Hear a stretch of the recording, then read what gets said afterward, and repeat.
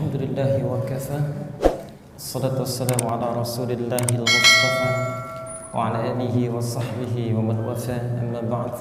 Fa ya ibadallah, usi nafsi wa iyyakum bi taqwallahi faqad fazal muttaqun.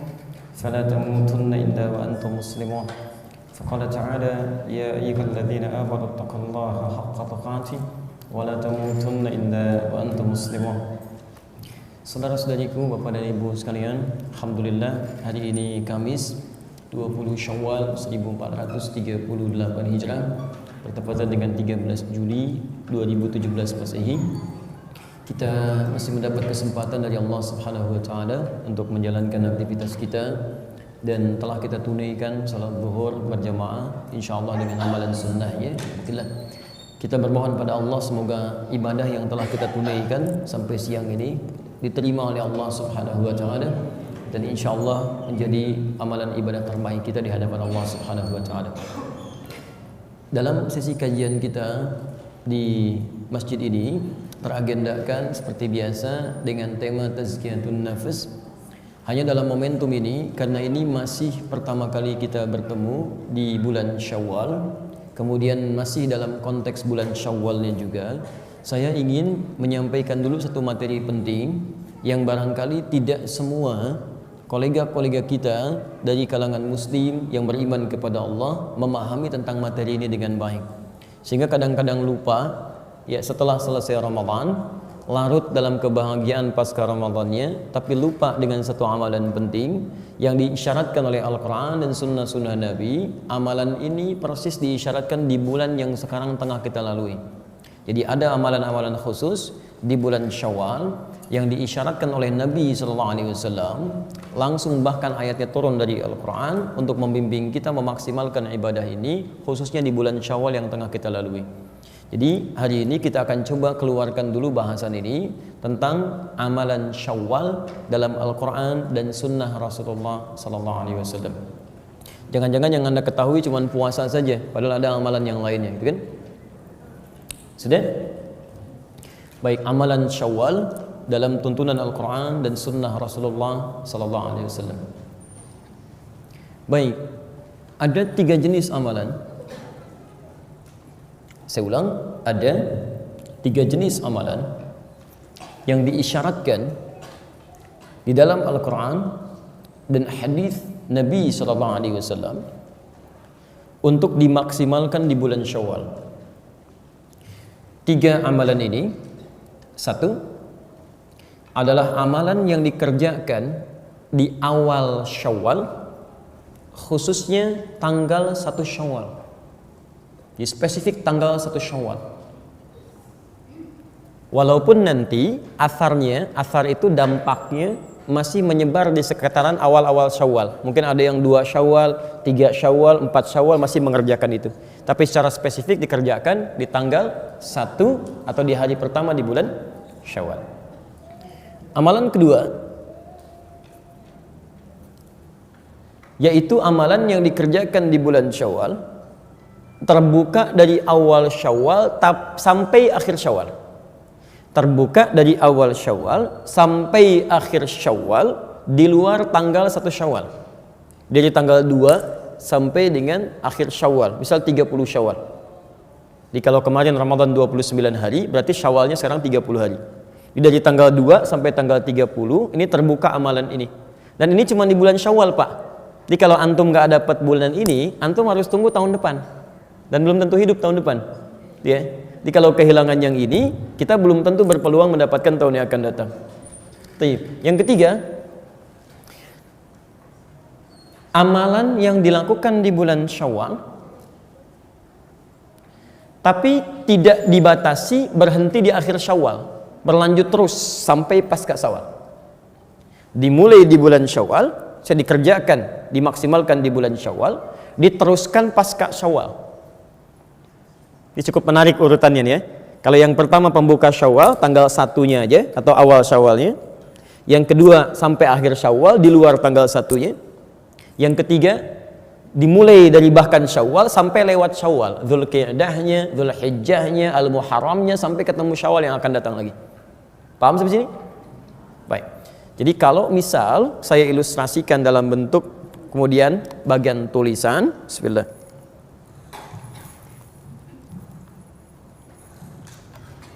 Kemudian kita bagi petanya misal pada 3 bagian utama yang tadi kami sampaikan. Bismillah. Jadi ada amalan Syawal, dalam Al-Quran dan Sunnah, kan?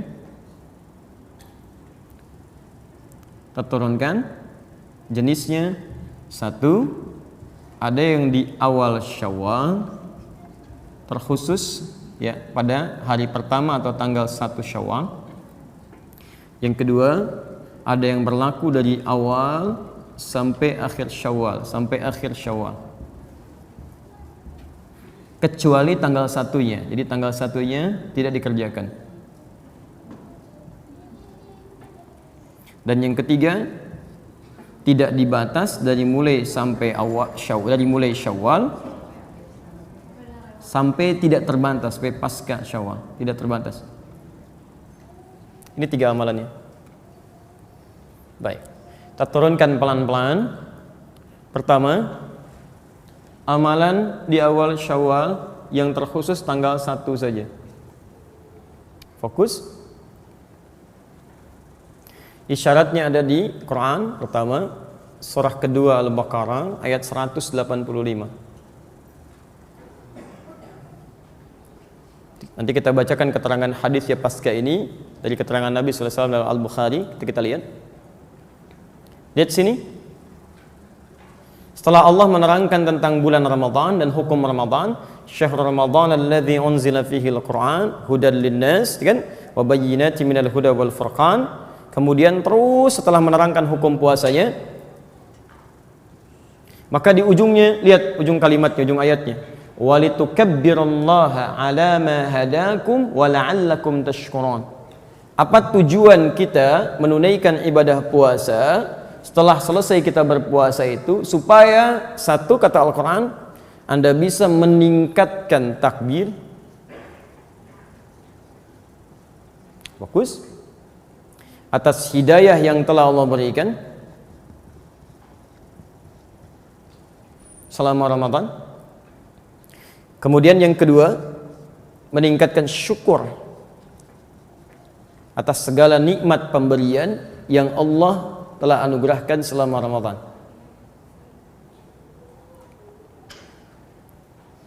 Selama Ramadan Allah berikan kita hidayah, petunjuk untuk berubah. Bukankah sebelum Ramadan, mohon izin, fokus salat kita kadang-kadang di fardu aja. Bahkan ketinggalan fardu pun perasaan kita masih biasa. Bukankah saat Ramadan itu muncul, jangankan fardu, salat sunnah ketinggalan aja kita merasa gelisah? Anda ketinggalan tarawih aja kan udah gak tenang tidur kan? Padahal tarawih hukumnya sunnah kan? Kita dipaksa untuk berubah. Sebelum Ramadan ada orang minta di depan mata kita, belum tentu diberi. Tapi saat Ramadan kan yang nggak minta pun Anda catat, Anda cari. Dari mana fakirnya, di mana miskinnya, saya pengen ikut bakti sosial. Ramadan tuh. Ya, Allah kasih kita arah untuk berubah. Ya. Setelah kita mendapatkan petunjuk dari Allah, ada perubahan, ada kenikmatan ibadah dan sebagainya, maka selesai Ramadan nanti ada ibadah-ibadah yang diminta oleh Allah untuk ditingkatkan, khususnya dimulai kemudian di awal Ramadan di tanggal 1 pada khususnya. Nah, suasana ini fokus, ini yang mau saya tunjukkan bentuk ibadahnya. Ternyata bukan dalam bentuk lisan saja, tapi nanti dilukiskan oleh Nabi sallallahu alaihi wasallam dalam sabdanya. Lihat kalimatnya, lis-shaimi farhatan. Bagi orang yang puasa itu akan punya 2 kebahagiaan. Ya. Farhatun 'inda fitrihi. Lihat, farhatun 'inda fitri. Suasana ibadah ini disebut oleh hadis Nabi dengan istilah farhah. Farhatun, ibadah yang penuh dengan kebahagiaan. 'Inda fitrihi. Fitrun, kalimatnya fitrun.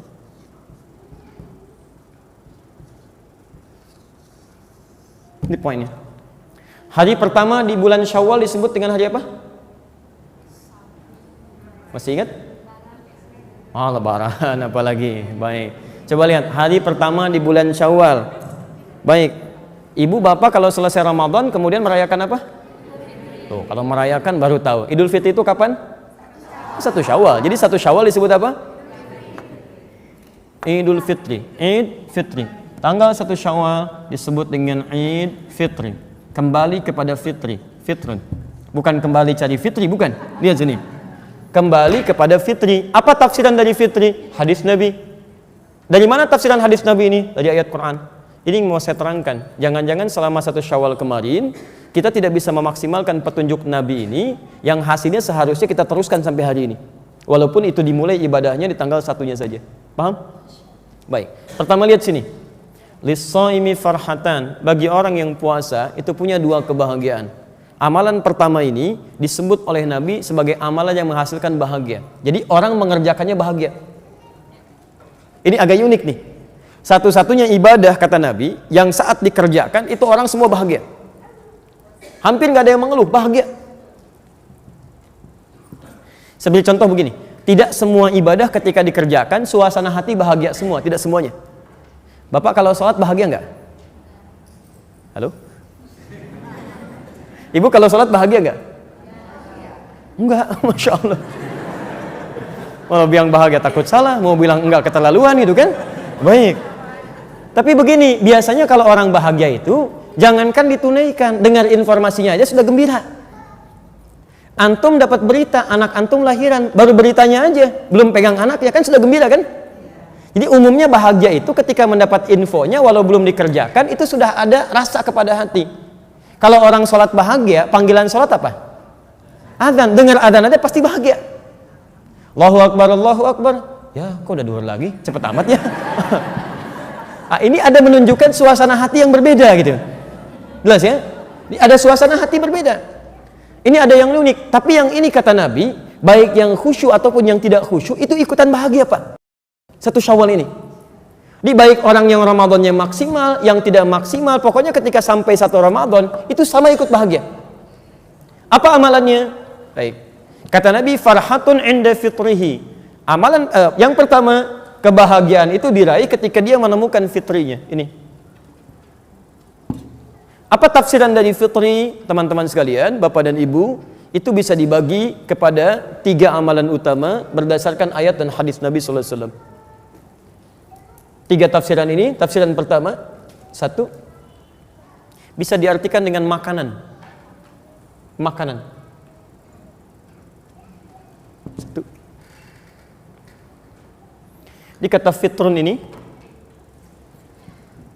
seakar dengan kata futur, kemudian prakteknya disebut dengan iftar. Iftar. Bukankah antum saat puasa kalau masuk maghrib kan disebut iftar ya? Ya iftar dulu, iftar jema'i. Apa artinya iftar? Asalnya bukan buka, asalnya makan. Gak pakai makan. Jadi makanan pertama kali yang dimakan, baik, makanan pertama kali yang dimakan, yang kita nikmati itu disebut dengan iftar. Ya jelas ya, makanya sarapan disebut futur dalam bahasa Arab. Karena itu yang pertama kita makan. Di saat Anda puasa, Anda tahan lapar dan haus, tidak makan minum dari sejak subuh, kan? Kemudian sampai maghrib Anda makan, pertama kali Anda makan itu yang disebut dengan iftar. Padahal belum tentu kemudian, mohon maaf ya, yang kita nikmati itu bisa macam-macam, belum tentu semuanya sama. Tapi poinnya, kenapa disebut dengan iftar? Ingin menunjukkan ada sesuatu yang dimakan atau dinikmati. Bisa makanan, bisa minuman. Jelas sampai sini? Jadi, kalau disebutkan iftar, senilai dengan kata futur, akarnya dari kata fitrun. Jadi kalau disebutkan fitrun, ini bisa berarti pertama makanan atau minuman, tepatnya jamuan lah, ya, hidangan. Hidangan yang dimakan atau diminum. Fokus pelan-pelan. Saya beri pertanyaan singkat sederhana saja. Bapak Ibu kalau sedang buka, senang nggak? Waktu puasa kemarin. Saking senangnya, jangankan saat makan, dengar adzan aja udah gembira. Silahkan cek. Ini menu teh manis gitu kan. Kemudian ada jus alpukat, ada kolang kaleng, ada kolak macam-macam. Allahu Akbar, baru takbir, aus hilang. Begitu diminum dhahabadh dhama, tuh langsung hilang tuh, padahal baru 1 tegukan. Ya, wabtalatil uruq, tenggorokan basah. Itu benar betul hadis Nabi itu. Begitu masuk teh manis baru seteguk, itu dhahabadh dhama, haus langsung hilang, tiba-tiba kayaknya sudah nikmat aja. Makanya Nabi sebutkan suasana orang saat buka puasa itu begitu gembira. Jadi kalau Anda boleh makan dari maghrib saja, hanya sampai menjelang subuh begitu gembiranya, maka bagaimana kalau hidangan itu ditampilkan dalam bentuk seharian? Boleh makan dari subuhnya, bahkan sebelum subuhnya sampai isyanya. Dan menunya sangat lebih variatif lagi. Menu di hari pertama Syawal beda dengan menu saat kita buka di hari-hari Ramadan. Menunya lebih banyak lagi, bahkan yang nggak ada diada-adakan, bahkan terjadi banyak keanehan. Luarnya kongwan, isinya rangginang. Cuma di sini. Makanya disebut ini oleh Nabi SAW, ini puncak kebahagiaan. Di Anda hari-hari Ramadan saja sudah bahagia buka, apalagi ketika mendapatkan puncak ini, yang boleh makan sepuasnya. Sekarang yang tadinya subuh mulai nggak boleh makan, sekarang boleh makan, hidangan banyak dan sebagainya. Maka amalan ini disebut oleh Nabi SAW sebagai amalan puncak kebahagiaan. Saya mau tanya kepada Bapak Ibu, apakah harus orang khusyuk yang menikmati kebahagiaan untuk makan ini? Tidak. Mau yang khusyuk, mau yang tidak, mau yang puasanya belum dibayar, mau yang sudah sempurna semua, ketika masuk Idul Fitri pertama kali, ini pasti semuanya bahagia. Maka dari itu, amalan sunnah pertama, ketika masuk momentum di hari pertama Idul Fitri ini, di hari pertama bulan Syawal, ini amalan utamanya menampilkan kebahagiaan dalam bentuk bisa berbagi dengan sesama. Ini amalan pertama. Ini.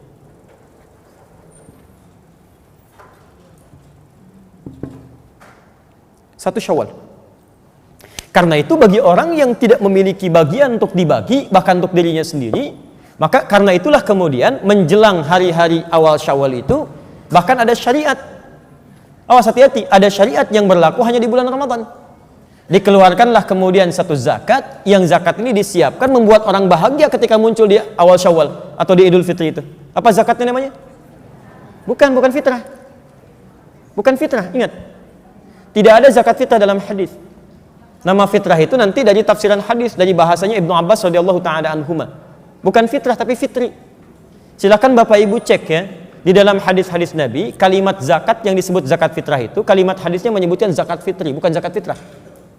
Kalimat fitrah itu nanti tafsiran dari Ibnu Abbas mengambil salah satu makna dari kata fitri. Nanti saya tafsirkan di akhir. Bahasa nabinya bukan fitrah tapi fitri. Beda antara fitri dengan fitrah. Kalau fitri itu jenisnya, materinya. Kalau fitrah itu diantara maknanya. Kenapa disebut fitri? Dari kata makanan tadi. Jadi kalau Anda ingin berzakat dikeluarkan bagi para penerimanya, yang dikhususkan zakat untuk awal Syawal ini, di akhir Ramadan itu, persiapan awal Syawal, itu zakat dalam bentuk makanan. Bukan dalam bentuk yang lain. Walaupun dititipkan dalam bentuk uang, tapi disalurkan kepada penerimanya dalam bentuk makanan. Bisa sembako, bisa yang lainnya dan sebagainya. Sehingga diharapkan ketika masuk awal dia di bulan Syawal, masuk Idul Fitri, dia bisa berbahagia karena mendapatkan makanan untuk ibadah kemuliaan dia di awal Syawal. Paham? Halo? Paham? Paham. Tahan sampai situ Mas, hapusnya saya teruskan dulu. Jazakallahu khair. Perhatikan sini.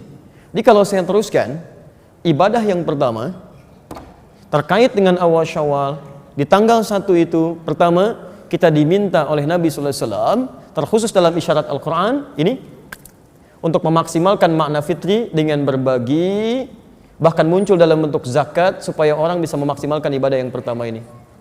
Ya. Dan berbahagialah kita Bapak Ibu sekalian, mohon maaf sebesar-besarnya, ini kita patut berbahagia bahwa di antara sekian banyak umat muslim di dunia ini, di negara kita lah yang kemudian ini dijadikan culture. Semacam sudah kebiasaan tradisi kita yang menghadirkan makanan, yang kemudian saling bersilaturahim dan sebagainya. Saya sarankan kepada Anda semua, ini yang luput di sini. Ketika Anda berbagi, mengunjungi orang bawa makanan, itu jangan diniatkan tradisi, rugi Anda. Niatkan untuk mengamalkan sunnah Nabi. Ini poinnya. Ini tiap tahun kita buat makanan, barangkali cuma untuk dijadikan jamuan aja. Anda nggak niatkan dengan ini. Kalau Anda nggak niatkan ini, Anda nggak dapat bagian dari ibadahnya. Kita maksimalkan, barangkali ini yang luput. Coba saya mau tanya ya, pada Bapak dan Ibu nih. Bapak Ibu kalau kedatangan tamu sore ini, bikin makanan nggak? Bikin minuman? Kenapa? Karena ada tamu. Biar Nabi mengajarkan bukan ada tamunya, karena Nabi perintahkan kita untuk bikin itu. Di bagi orang beriman itu lihat kalimatnya. Anda kalau belajar Al-Arba'in An-Nawawiyah hadis nomor 16, lihat kalimat Nabinya. Man kana yu'minu billahi wal yaumil akhir falyukrim dhaifah. Siapa yang merasa beriman pada hari Allah dan hari akhir, maka muliakan tamunya. Jadi saat kita menyambut tamu dengan makanan itu bukan karena tamunya mau datang, karena Allah perintahkan kita untuk bikin makanan. Kalau Allah nggak perintahkan, sekalipun dia datang serombongan, saya nggak akan bikin kalau Allah nggak perintahkan. Tapi karena Allah perintahkan saya bikin makanan, saya buatkan. Karena Nabi perintahkan saya hidangkan minuman, saya perintahkan. Jadi ketika kita mengerjakan berdasar perintah Allah, bukan cuma makanan yang dihidangkan, bukan cuma adab yang dihadirkan, tapi ada pahala yang dituliskan di situ. Saya beri contoh gini. Kalau Bapak Ibu misal kedatangan tamu malam-malam jam 2, Assalamualaikum, Assalamualaikum, dibuka nggak? Why? Susah juga ya. Baik, saya mau ambil level Nabi, Rasul. Ya, ini Nabi, Rasul, saya ulang ya. Ini Nabi, Rasul, kemudian bukan cuma Nabi Rasul, dekat dengan Allah. Saking dekatnya punya gelar Khalilullah.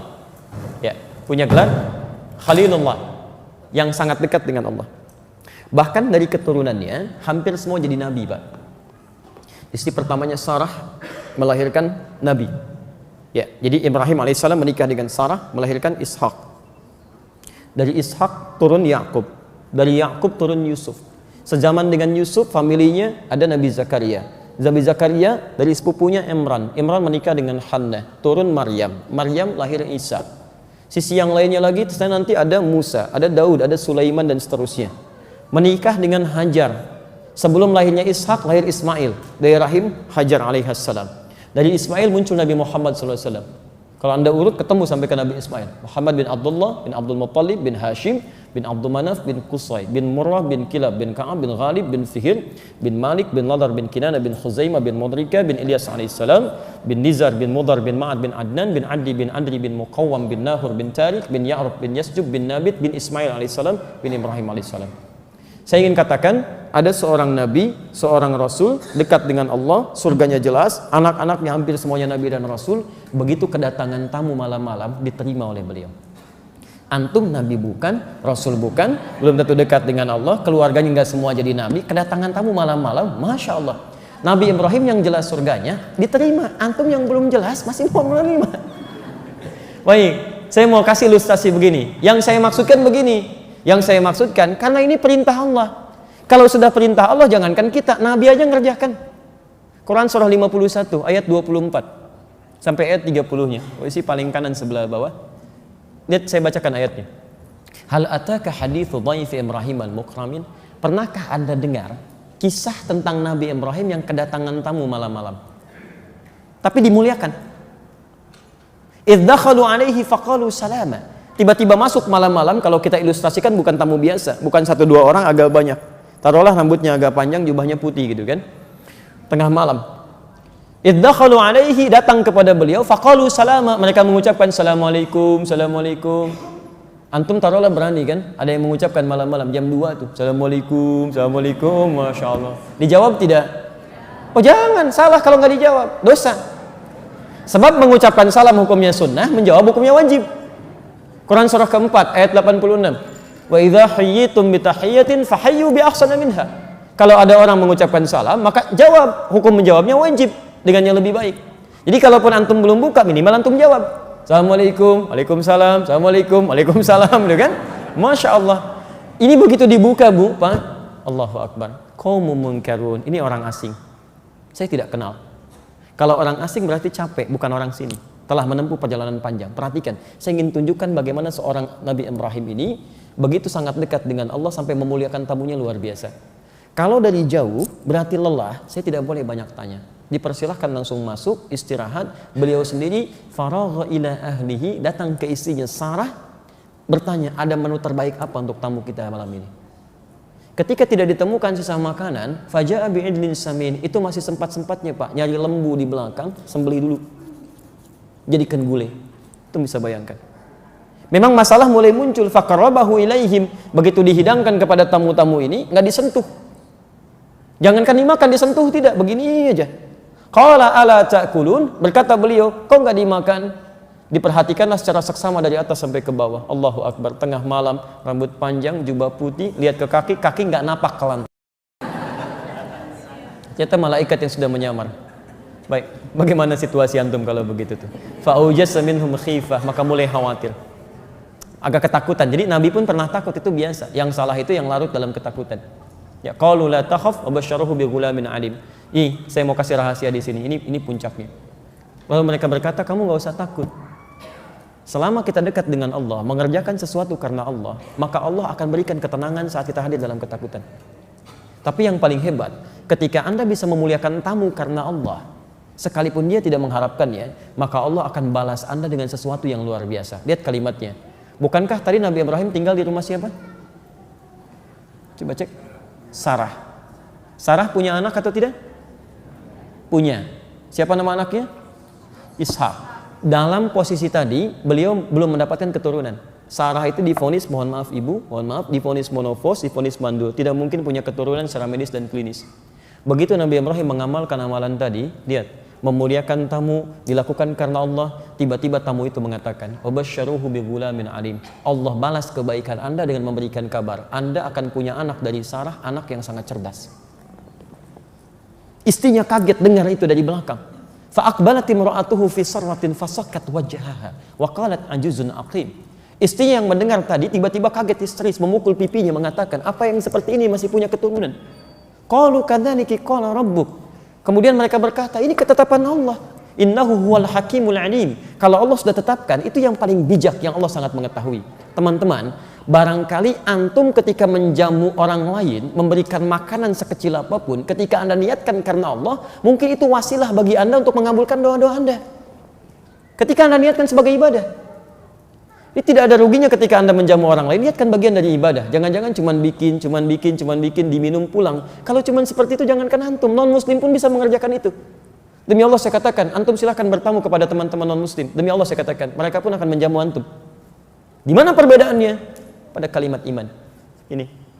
Maka niatkan. Itu spirit tanggal 1 Syawal itu, spiritnya adalah contoh kepada kita agar berbagi kebahagiaan dengan siapapun dan diniatkan ini sebagai ibadah karena Allah Subhanahu wa taala.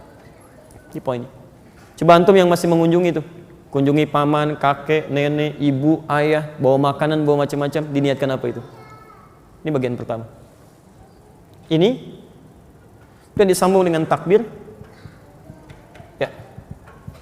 Perbanyak takbir. Hari pertama, hari keberapa kita bertakbir di bulan Syawal? Hari pertama. Awas jangan terlampau soleh ya. Hari pertama. Kalau Idul Adha tambah hari kedua ya, hari ke-11, 12, 13. Jadi 10 Dzulhijjah antum takbir, 11 takbir, 12 takbir, 13 takbir. Yang bersama-sama di masjid dan sebagainya. Tapi kalau Idul Fitri, spirit takbirnya di hari pertama. Allahu Akbar, Allahu Akbar. Coba tunjukkan pada saya. Demi Allah saya katakan, saking bahagianya orang takbir, jangankan nunggu subuh, habis maghrib pada takbir Pak.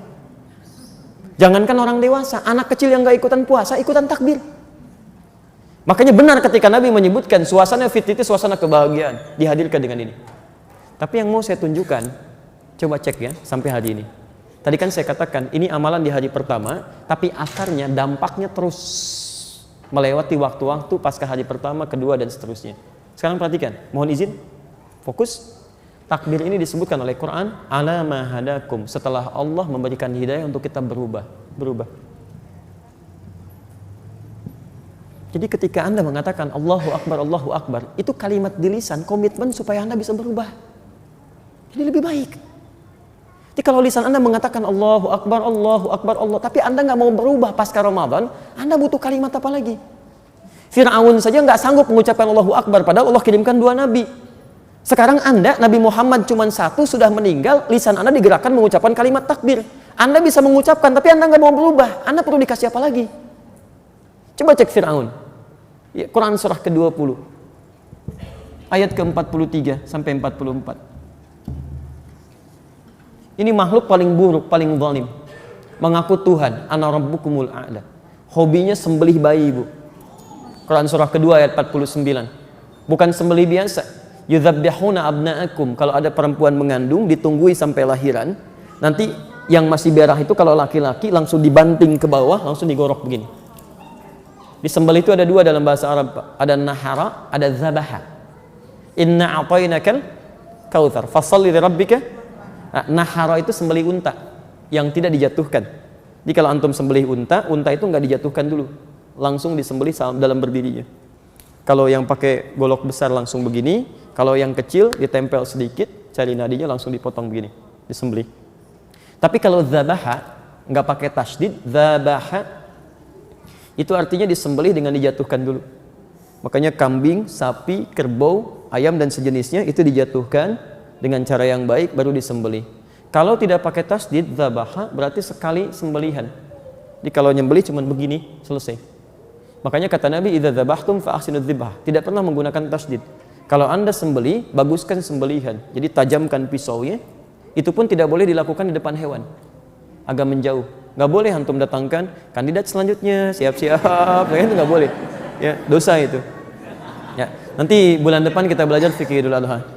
Nah ini fa ahsinu dzibha. Jadi langsung sembelihan. Tapi kalau Anda tambahkan tasdid begini, dzabbaha itu artinya mengulang-ulang, menggorok berlangsung berurutan terus begini. Menggorok dengan berlanjut. Coba cek. Algojo Fir'aun itu ketika dilukiskan oleh Quran menyembeli itu bukan menggunakan nahara tapi dzabaha dan pakai tasdid, dzabbaha. Dan kalimatnya bukan pakai fi'il madhi tapi mudhari, menunjukkan terus-terusan, yudzabbih. Quran surah kedua ayat 49. Posisi paling kiri sebelah atas. Wa idz najjaynakum min ali fir'auna yasumunakum su'al 'adzab yudzabbihuna abna'akum. Ingatlah ketika kami selamatkan kalian dari kekejaman keluarga Fir'aun yang menyiksa kalian dengan siksa yang paling dahsyat. Lihat, begitu lahir, ambil, banting ke bawah, gorok terus-terusan begini. Ini Fir'aun. Tapi tahukah Anda, saking rahmannya Allah kepada manusia paling zalim pun berlaku hukum rahmannya Allah. Sebelum nyawanya sampai ke kerongkongan, diberikan hidayah untuk berubah. Saya mau tunjukkan, diberikan hidayah untuk berubah. Dikirimkan 2 orang nabi sekaligus, Nabi Musa, Nabi Harun. Kita aja umat akhir zaman cuma 1 nabi, nggak pernah lihat. Ini 2 nabi. Idhaba ila fir'auna innahu tagha. Musa dan Harun, pergilah kepada Fir'aun, dia sudah mulai menyimpang. Yang lebih menarik, 2 nabi ini diperintahkan langsung oleh Quran untuk berkata-kata dengan lembut. Faqula lahu qawlan layyina la'allahu yatadzakkaru aw yakhsha. Tapi Anda tidak boleh berkata kasar, sampaikan dengan lembut, mungkin dengan kelembutan itu dia bisa berubah. Anda tahu apa yang terjadi? Kata-kata sudah lembut, 2 orang nabi sudah datang, tandanya ditampakkan, tapi dia tidak bisa mengucapkan kalimat Allah di lisannya. Allahu Akbar tidak bisa dilakukan. Allahu Rabbi tidak bisa disebutkan. Allahu Ahad tidak muncul dari lisannya. Allahu Akbar. Lihat, 2 nabi dikirimkan, tidak bisa mengucapkan itu. Zalimnya luar biasa. Sampai di ujung hidupnya baru menyadari. Antum bukan Firaun. Dikirimkan nabi. Kita nggak bisa lihat. Tapi seburuk apapun antum, coba perhatikan. Sebanyak dosa apapun kita pernah lakukan, bukankah lisan kita masih bisa mengucapkan kalimat Allahu Akbar? Dan hebatnya antum ucapkan itu pada hari pertama. Walaupun berat di lisan antum, tapi masih keluar juga. Dan ada yang ringan, Allahu Akbar, Allahu Akbar, Allahu Akbar. Perhatikan, Quran surah kedua ayat 185 menyandingkan kata Allahu Akbar takbir dengan kata hidayah. Walitukabbirullah, dan Anda bertakbir kepada Allah itu ala ma hadakum, karena Allah telah memberi jalan pada Anda untuk berubah. Sekarang jalan itu sudah diberikan di lisan Anda, tinggal pilihan kita mau berubah atau tidak. Jadi kalau di hari pertama Anda bisa mengucapkan takbir, tapi hari selanjutnya Anda tidak mau berubah, padahal Allah sudah berikan jalan perubahan, maka Masya Allah, dengan cara apa lagi Allah tunjukkan kita untuk bisa berubah. Maksud saya begini, coba cek dari tanggal 1 Syawal sampai ke 20 Syawal ini, sudah 19 hari kita berlangsung. Ada perubahan gak dalam hidup kita? Coba cek dalam ibadahnya. Sholatnya ada perubahan gak? Ya. Puasanya, sunnahnya, kemudian bacaan Qur'annya, yang selama Ramadan kita dilatih, coba bandingkan perubahannya. Mohon izin ya, jangan membandingkan dengan saat Ramadan. Itu salah. Bandingkan dengan sebelum Ramadan. Jadi kalau Anda sebelum Ramadan cuma baca Quran 5 ayat, saat Ramadan 5 juz, pasca Ramadan 50 ayat. Artinya ada perubahan di situ. Kalau saat Ramadan wajar karena momentumnya berbeda, suasananya lain, semangatnya berbeda. Bandingkan dengan sebelum Ramadan, di situ kita mendapatkan bagian gambaran-gambaran kebaikannya. Paham sampai sini? Baik. Jadi itu yang kedua. Tafsir ketiga.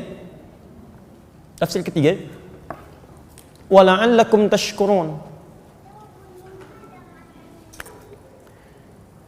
Orang yang berhasil kemudian puasa Ramadannya, dia membuktikan pada bulan Syawal dengan mengerjakan amalan Syawal, meningkat syukurnya kepada Allah. Ini poinnya. Kalimat syukur. Masya Allah. Ini kalau Anda belajar tafsir Quran dengan lebih dalam lagi, kita selalu menemukan bahwa pengetahuan kita itu selalu sempit. Lebih luas lagi, lebih luas lagi, lebih luas lagi. Satu, tadi makanan. Poinnya bisa berbagi. Kedua, bisa mengucapkan takbir. Poinnya ada perubahan. Ini meningkat syukurnya. Lihat ujung ayatnya. Quran surah kedua ayat 185. Wala'allakum tashkurun. Dan supaya kalian bertambah syukurnya kepada Allah Subhanahu wa taala. Maaf, kalau syukur itu korelasinya dengan apa? Syukur, korelasinya dengan apa? Saya berikan jalan keluar sedikit. Kalau sabar, itu korelasinya dengan musibah. Begitu ada musibah, ada ujian, kita sabar. Rumusnya di Quran surah kedua ayat 156. Alladzina asabathum musibah, idza asabathum musibah qalu inna lillahi wa inna ilaihi rajiun. Siapa yang kena musibah itu? Itu orang yang sabar. Ayat 155-nya. Posisi paling kiri sebelah atas. Lihat kalimatnya. Wala nabluwannakum bisyai' minal khauf wal ju' wa naqsi minal amwal wal anfus wath thamarat wa basyiris sabirin. Sabar berbanding lurus dengan musibah ujian. Kalau syukur biasanya dengan apa? Nikmat. Dari mana taunya? Allahu a'lam. Syukur berbanding lurus dengan nikmat.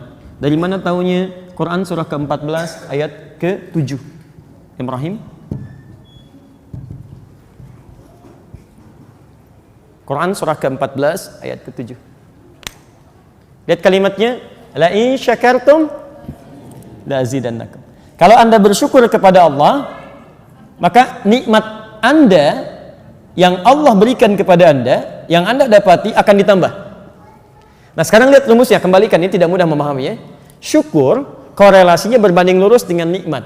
Di awal Syawal, saat Idul Fitri itu diisyaratkan oleh Quran, Anda akan banyak bersyukur. Maka isyarat pertama, di awal-awal Idul Fitri itu Anda kemungkinan akan memperoleh peningkatan nikmat. Silahkan cek. Bukankah saat awal-awal Idul Fitri ada yang bertambah dalam kehidupan kita? Baik. Makanan bertambah.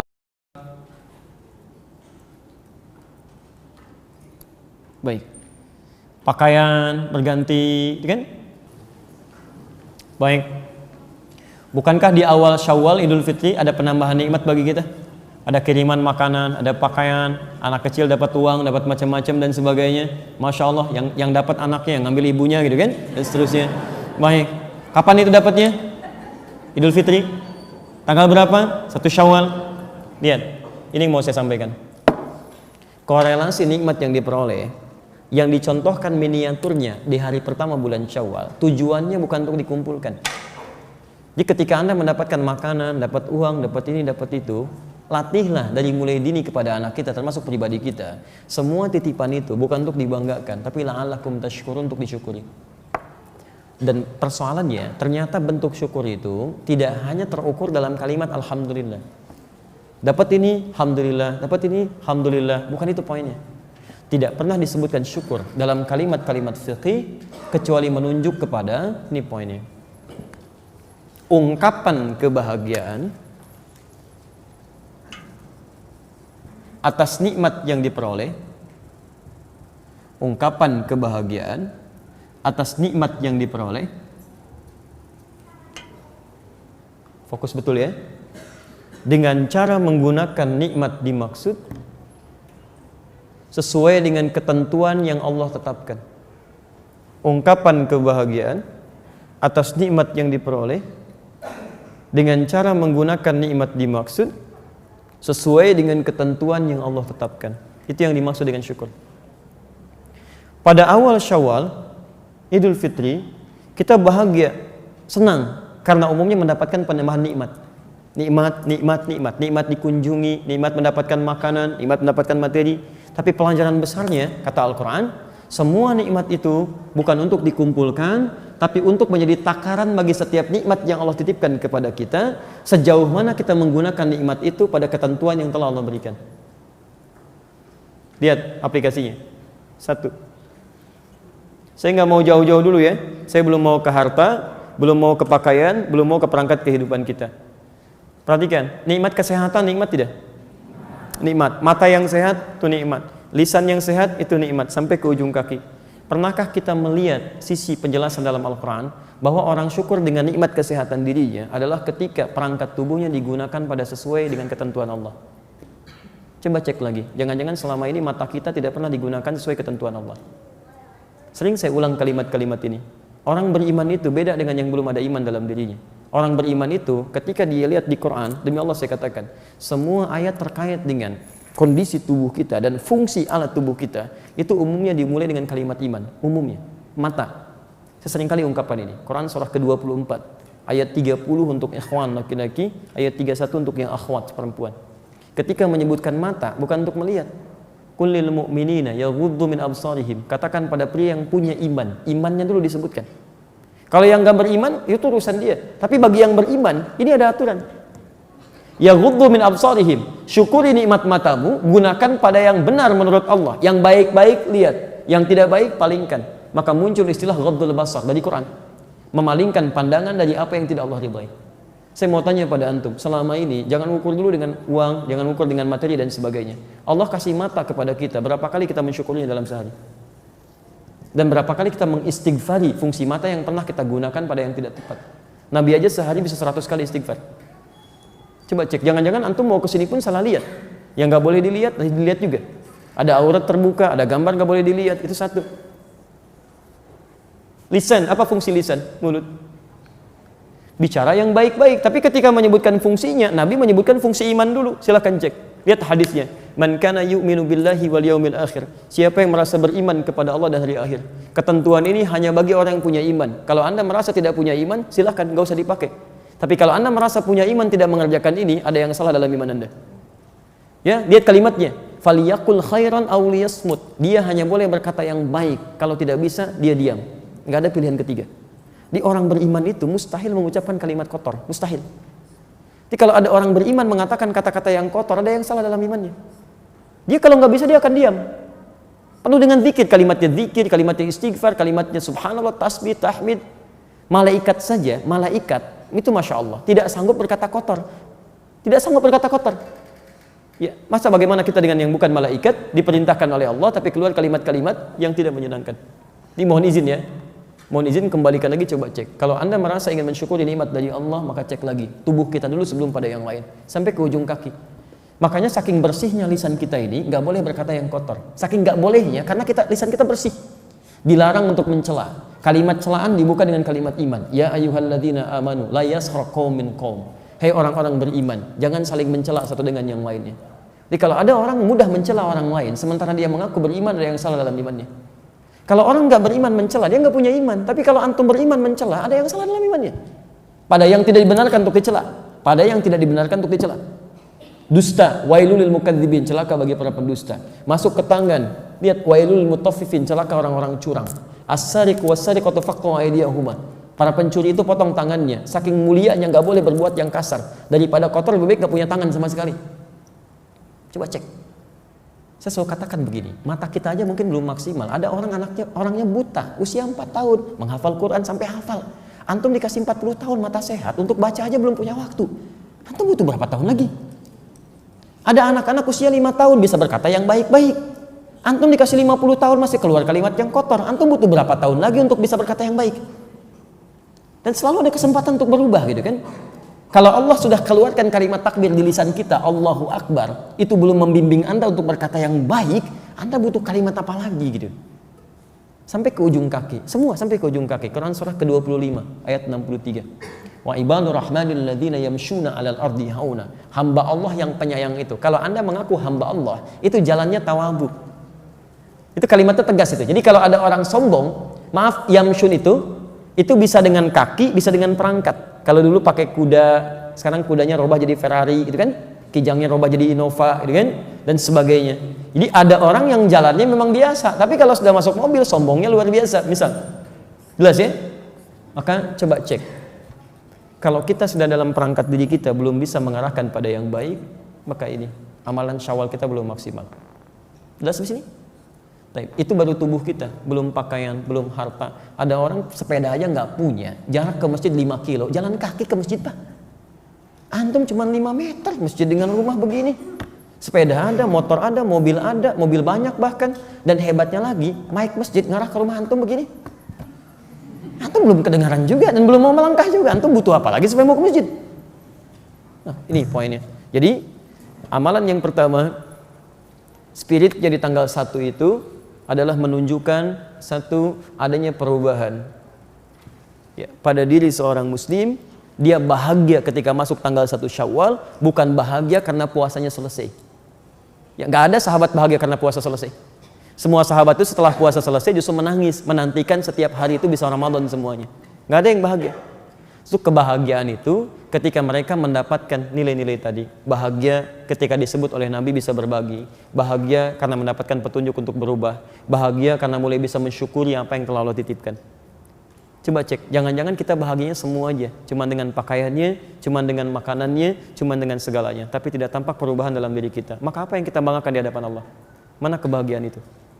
Makanya kata Nabi, ditutup kalimatnya, wa farhatun yauma yalqahu rabbahu. Yaitu, mohon izin, pertama dia bahagia dengan puasanya, dan yang kedua hina yalqahu rabbahu, ketika dia datang kepada Rabbnya membawa hasil dari puasanya. Itu poinnya. Jadi ada orang yang cuma bahagia, ikut numpang bahagia di Idul Fitri dengan segala kemewahan dunia, tapi ada orang meraih kebahagiaan hakiki dan dia mau merubah hidupnya, sehingga ketika dia berubah itu pulang kepada Allah, dia sudah membawa kebahagiaan karena membawa perubahan dalam hidupnya. Itulah kebahagiaan yang diharapkan di hadis tadi. Dan spiritnya 1 Syawal disebut dengan Idul Fitri. Ya. Ada sebagian sahabat kita sudah kembali menghadap Allah, mungkin mereka sudah lebih berbahagia dibanding kita. Kita masih punya waktu untuk berubah. Ya, jadi kalau sampai hari ini belum berubah, tidak ada manusia yang sempurna. Jangan merasa sempurna. Ya, kita punya salah dan saya pun punya salah. Tapi sebaik-baiknya orang salah adalah orang yang mau kembali. Tawab itu kembali, taubat itu kembali untuk jadi lebih baik. Silahkan cek orang-orang hebat itu kan bukan orang yang sempurna. Orang yang baik sekarang adalah orang yang punya kesalahan dulu. Ya, mohon izin, apakah setiap ikan yang gemuk itu selalu ada ikannya, dagingnya? Tidak. Ikan yang gemuk pasti ada tulangnya. Seperti ikan yang kurus pun selalu ada dagingnya. Jadi kalaupun kita sudah punya amalan banyak, jangan berharap tidak ada celahnya. Mungkin banyak kesalahan diperbuat. Jangan dipandang saya soleh, mungkin karena aib saya aja ditutup oleh Allah yang Anda tidak ketahui. Kan? Karena itu saya ajak semuanya untuk berubah. Ayo, yang pernah mabuk tinggalkan mabuknya. Dulu Umar pernah mabuk 5 kali dalam sehari. Tapi ketika berubah, Umarlah yang menginisiasi peraturan tentang minuman keras supaya keluar langsung dari Allah, supaya diharamkan. Jadi berubah, sholat 5 kali dalam sehari, dijamin masuk surga. Dan kuburannya di samping Nabi SAW. Ya, Nabi SAW, Abu Bakar, Umar, orang yang paling tegas, jadi khalifah. Dulu ada orang pernah bunuh 100 orang. Kemudian dia senang mabuk-mabukan, senang berzina. Tibalah masanya dia merenungkan, kalau saya begini terus kapan saya berubahnya? Tahu apa yang terjadi? Konsultasi pada seorang syekh. Kata syekh ini, tidak ada orang yang sempurna. Justru Allah memberi jalan kepada kamu untuk berubah. Kamu jangan tinggal di situ, pindah dulu ke tempat lain. Bukan karena kamu gak bisa jadi orang baik, tapi karena lingkungan kamu gak bisa membuat kamu baik. Coba teman-teman lihat, antum gak bisa sholat, bukan karena antum gak bisa sholat, mungkin lingkungan antum mendesain antum supaya gak bisa sholat. Lingkungan antum membawa antum supaya menjauh dari sholat. Lihat rumusnya, tinggalkan lingkungan itu, berguru dulu kepada syekh yang di sana, kan kamu belajar untuk berubah. Ada tahu apa yang terjadi? Begitu dia berangkat di pertengahan qadar Allah, datanglah maut lebih cepat dari apa yang dia duga. Di ini tempat dia untuk belajar, ini nyata kisahnya. Dia berangkat dari sini, di pertengahan titik ini, ya jaraknya lebih sejengkal ke sini, dia meninggal. Belum sampai ke Majlis Ta'lim, meninggal. Turun berita dari langit, amalnya diterima, tobatnya diterima, masuk surga. Dan itu disiratkan di Quran surah keempat, An-Nisa ayat 100. Wa may yuhajir fi sabilillah, lihat, yajid lahu fil ardi muragaman katsira wa was'a. Wa may yakhruj min baitihi muhajiran ila Allahi wa rasulihi thumma yudrikul maut faqad waqa'a ajruhu 'ala Allah. Siapa yang bertekad merubah hidupnya lebih dekat dengan Allah dan Rasulnya, dia keluar dari rumahnya untuk berubah, belum sampai ke tujuan, wafat dia, thumma yudrikul maut, maut datang menjemputnya lebih cepat dari apa yang dia bayangkan, faqad waqa'a ajruhu 'ala Allah. Ikhtiar, amalnya diterima oleh Allah Subhanahu wa taala. Pernah bunuh 100 orang, pernah mabuk, pernah berzina, dia mau berubah, belum habis ilmu, tiba-tiba meninggal dunia, masuk surga. Antum berapa yang pernah antum bunuh? Pernah bunuh orang? Antum gak pernah bunuh orang. Pernah mabuk seperti orang tadi, pernah berzina seperti orang tadi, dan antum sudah sampai ke majelis ilmu, masa nggak bisa masuk surga? Ayo coba perbaiki tekadnya.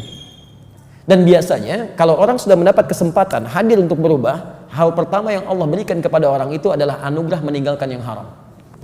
Demi Allah saya katakan, kalau antum belajar benar, mendekat kepada Allah, selain ada peningkatan iman, antum akan mulai nggak suka dengan yang haram, dan Allah akan ganti dengan keberkahan. Saya kasih kisah sebentar ya. Ini masih tentang makanan. Jadi ada seorang pemuda ingin berubah, dan saya ajak para pemuda dimanapun berada untuk mau berubah. Yang pernah mabuk, yang pernah macam-macam dan sebagainya, tinggalkan semua itu. Kapan Anda berubahnya? Anda itu bisa memiliki manfaat. Kalau bisa berbuat baik, kenapa pilih yang buruk? Jadi orang ini kemudian singkatnya bertekad untuk berubah. Dikasih isyarat untuk belajar pada seorang syekh di masjid. Begitu datang, kata syekh ini, kamu mungkin gak sabar dengan saya diuji. Kata anak ini, saya akan berubah, saya akan sabar. Syekh ini punya kebiasaan sederhana, cuman makan kurma, minum air putih setiap hari. Qadarullah kemudian anak ini mengikuti, dia mau berubah. Hari pertama tahan, kedua tahan, ketiga tahan, yang keempat setan datang. Setan datang, sudah mulai berubah dia. Kata setannya, lihat bisikannya, itu secara singkat saja ada godaannya. Kamu 3 hari makan minum cuman air putih, makan dengan kurma, kuat, bagus. Tapi syekh kamu kan mungkin sudah bertahun-tahun. Kenapa kamu tidak menjadi murid yang berbakti, cari makanan yang baik, yang enak, hadirkan, hidangkan pada syekh kamu. Masya Allah. Antum pernah nggak belajar pada seorang guru terus ingin memberikan yang terbaik? Baik ya? Ada situasi itu. Tapi yang ini menarik. Begitu diambil kalimat tadi, ya saya harus mencari yang terbaik. Maka bakatnya yang sebelum berubah tadi dipraktekkan kembali. Dia pergi keluar dari masjid, kemudian menemukan satu rumah. Ya, dia lompat ke sini, ke pagarnya ngelihat ada makanan enggak. Ternyata tidak ditemukan. Dia lewat lagi ke sini, sebelum sampai ke rumah berikutnya sudah mencium bau ada masakan yang enak. Begitu naik ke atasnya, masya Allah. Kan kalau tipe-tipe orang dulu terbuka gitu kan, dapurnya itu. Dia lompat ke situ, ada satu tungku, ada panci di situ, ya, yang sudah menghadirkan bau aroma makanan yang sudah nikmat. Begitu dibuka ada 3 terong yang sudah matang. Nikmatnya luar biasa. Saat itulah kemudian setan masuk. Lihat kalimatnya, ambil lu terongnya, coba. Kalau enak, ambil itu, serahkan pada gurumu. Sampaikan persembahan dari murid yang selama ini telah engkau rawat. Kalaupun diketahui oleh pemilik terong, sampaikan gurumu yang minta, toh akan diberikan. Gurumu kan tokoh. Masya Allah. Pernah antum ke pasar minta diskon untuk Syekh Anu, padahal untuk antum gitu kan? Baik. Lihat muridnya bapak ini, padahal antum yang beli gitu kan? Oh, hati-hati, seperti kelihatan tipis tuh. Tetangganya si fulan, padahal tidak ada kaitannya. Dan dia belum tentu tahu apa yang terjadi. Masuklah kemudian godaan itu ke dalam dirinya. Lihat penjagaan Allah ketika orang sudah mulai berubah. Diambil terong tadi, diambil secuil, dimasukkan ke mulutnya. Begitu sudah mau dikunyah dan masuk ke kerongkongannya, tibalah di situ bimbingan dari Allah Subhanahu wa taala. Itu haram. Itu tidak layak. Coba cek antum, kalau antum sudah merasa dekat dengan Allah, rajin, itu pasti akan ada getaran dari jiwa. Anda mengerjakan sesuatu atau mengambil yang bukan hak Anda, pasti hati Anda akan menolak. Gak percaya silahkan ya. Anda kalau sudah rajin ibadah, keluar dari masjid, pakai iseng sendal orang lain. Demi Allah saya katakan, hati Anda akan mengatakan itu bukan punya kamu. Itu bukan punya kamu. Kecuali kalau Anda jauh dari Allah, godaannya akan lain. Buang, itu bukan punya kamu. Punya kamu yang lebih bagus lagi sana. Lain pak, suasananya lain. Maka ketika muncul itu disebut dengan burhan namanya, fara'a burhana rabbi. Maka ketika muncul itu haram. Dia muntahkan karena takut kepada Allah. Dia tinggalkan rumah itu, dia kembali kepada syekhnya di masjid tadi. Lihat kalimatnya, ini nyata, bukan karangan, tapi satu cerita yang sangat indah yang memberikan inspirasi untuk kita. Ketika dia kembali ke masjid syekhnya tadi, ternyata didapati di dalam masjid itu ada seorang perempuan sudah menghadap kepada syekhnya, di luarnya menunggu seorang lelaki yang sudah cukup sepuh. Ketika masuk mendekat ke pintu, dia nggak berani masuk, dia menunggu. Dipanggil oleh syekhnya, kelihatan. Ya bunayya ta'al, anakku sini katanya. Begitu datang, masya Allah pak, lihat kalimatnya. Ini ada seorang ibu baru ditinggal suaminya. Seorang ibu muda ditinggal suaminya, sudah habis masa iddahnya, dia mencari calon pendamping yang bisa menemaninya. Saya telah tetapkan untuk memilih kamu mendampinginya. Apakah kamu bersedia menikahinya? Bapak kalau dalam situasi tadi, ya baik, nyari makanan nggak ketemu, balik ke masjid disuruh nikah, baik. Kira-kira antum apa responnya? Baik, masya Allah. Lihat, orang ini karena sudah ada pendidikan dalam diri, dia mengatakan, Syekh, untuk makan saja saya ikut Anda. Bagaimana saya bisa memberikan dia makan? Lalu apa jawab Syekhnya? Kamu gak usah khawatir. Dia mendapatkan warisan yang cukup banyak. Dia hanya mengharapkan suami yang saleh. Kalau kamu mau bimbing dia, sudah ada kelengkapan hidup untuk kamu. Ayo, tawarannya naik, gimana? Maaf Bu ya. Tapi baru orang ini menerima. Ketika dia menerima, ternyata bapak sepuh yang di luar tadi itu adalah bapaknya si perempuan tadi. Maka datanglah dipanggil itu, dinikahkan pada saat itu. Dan pulanglah 3 orang ini ke rumahnya. Si suami ini ke rumah barunya. Tahu apa yang terjadi? Begitu pulang ke jalur tempat dia ngambil terong tadi. Begitu lewat rumah pertama, dia agak tergesa-gesa. Ya, dia takut itu rumahnya, ternyata bukan, tenang hatinya lewat. Begitu rumah yang kedua, dia mempercepat langkahnya. Begitu dia mempercepat, ternyata tidak diduga ada tangan menarik di belakangnya. Ya zauji, hadhi baiti. Suamiku sayang, ini rumah kita katanya. Masya Allah. Ternyata rumahnya di tempat terong yang diambil tadi. Kita bisa bayangkan. Sudah dagdikduk tidak karuan, sudah nggak jelas dia masuk ke dalamnya. Pertanyaan muncul, zauji, hal anta ja'i? Sayang, kamu lapar? Masya Allah, bala, ya saya lapar. Saya cuma minum dengan air putih, makan dengan kurma. Lahzah, tunggu sebentar katanya. Ternyata si perempuan tadi masak terong itu sudah menyiapkan untuk calon suaminya. Dia pergi ke masjid. Maka mulailah dia datang ke dapur, dia melihat terong yang sudah bermasalah. Dia berkata, "Man akala bazinjani?" Siapa yang makan terong saya? Masya Allah. Antum kalau dalam posisi tadi apa yang dikatakan? Oh, jangan bilang kucing antum, hati-hati deh. Baik, apa yang terjadi? Karena sudah ada keterangan dalam dirinya, ada perubahan dalam dirinya, ada burhan yang Allah berikan kepada dirinya, maka keluar kalimatnya, wallahi demi Allah. Tadi itu terjadi situasi begini, sampai ketika saya akan makan cuilan itu, saya muntahkan karena Allah. Saya pergi untuk bertobat, saya kembali ke masjid, ketemunya sama kamu menikah. Masya Allah. Perhatikan Bu ya, dijawab oleh istrinya ini. Demi Allah saya katakan, kalau semua jawaban sama seperti istri ini tadi, maka tenanglah dunia. Lihat kalimatnya. Wallahi demi Allah, secuil terong yang kau muntahkan karena Allah tadi, Allah kemudian berkenan menggantinya dengan seluruh terongnya, panci tempat terongnya, rumah tempat terongnya, plus pemilik terongnya. Secuil terong yang kau muntahkan karena Allah, ya, yang haram itu berkenan Allah ganti dengan seluruh terongnya, panci tempat terongnya, rumah tempat terongnya, plus pemilik terongnya. Jadi kalau Anda mau berubah mendekat kepada Allah terkait dengan apa yang tadi saya sampaikan, Anda mau berubah, Allah pasti akan tunjukkan. Allah gerakkan Anda tinggalkan yang haram, Allah turunkan rahmatnya, dan Allah bimbing dalam kebaikan. Tapi bukan alasan pulang dari sini Anda pulang cari terong, bukan. Itu satu. Jelas ya? Jadi kalau kita nggak mau berubah, mau sampai kapan lagi gitu? Itu poin pertamanya. 1 Syawal. Saya agak sedikit cepat ya. Kedua, amalan kedua yang berlanjut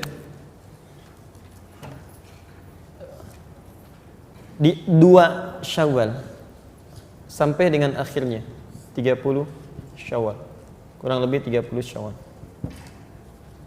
awal sampai akhir Syawal. Tapi awal Syawalnya tidak memasukkan tanggal 1 nggak ikut. Apa amalannya? Ada di hadis Muslim nomor hadis 1164 dari Abu Ayyub Al-Ansari radhiyallahu taala anhu. Hadis Muslim hadis 1164 riwayat Abu Ayyub Al-Ansari.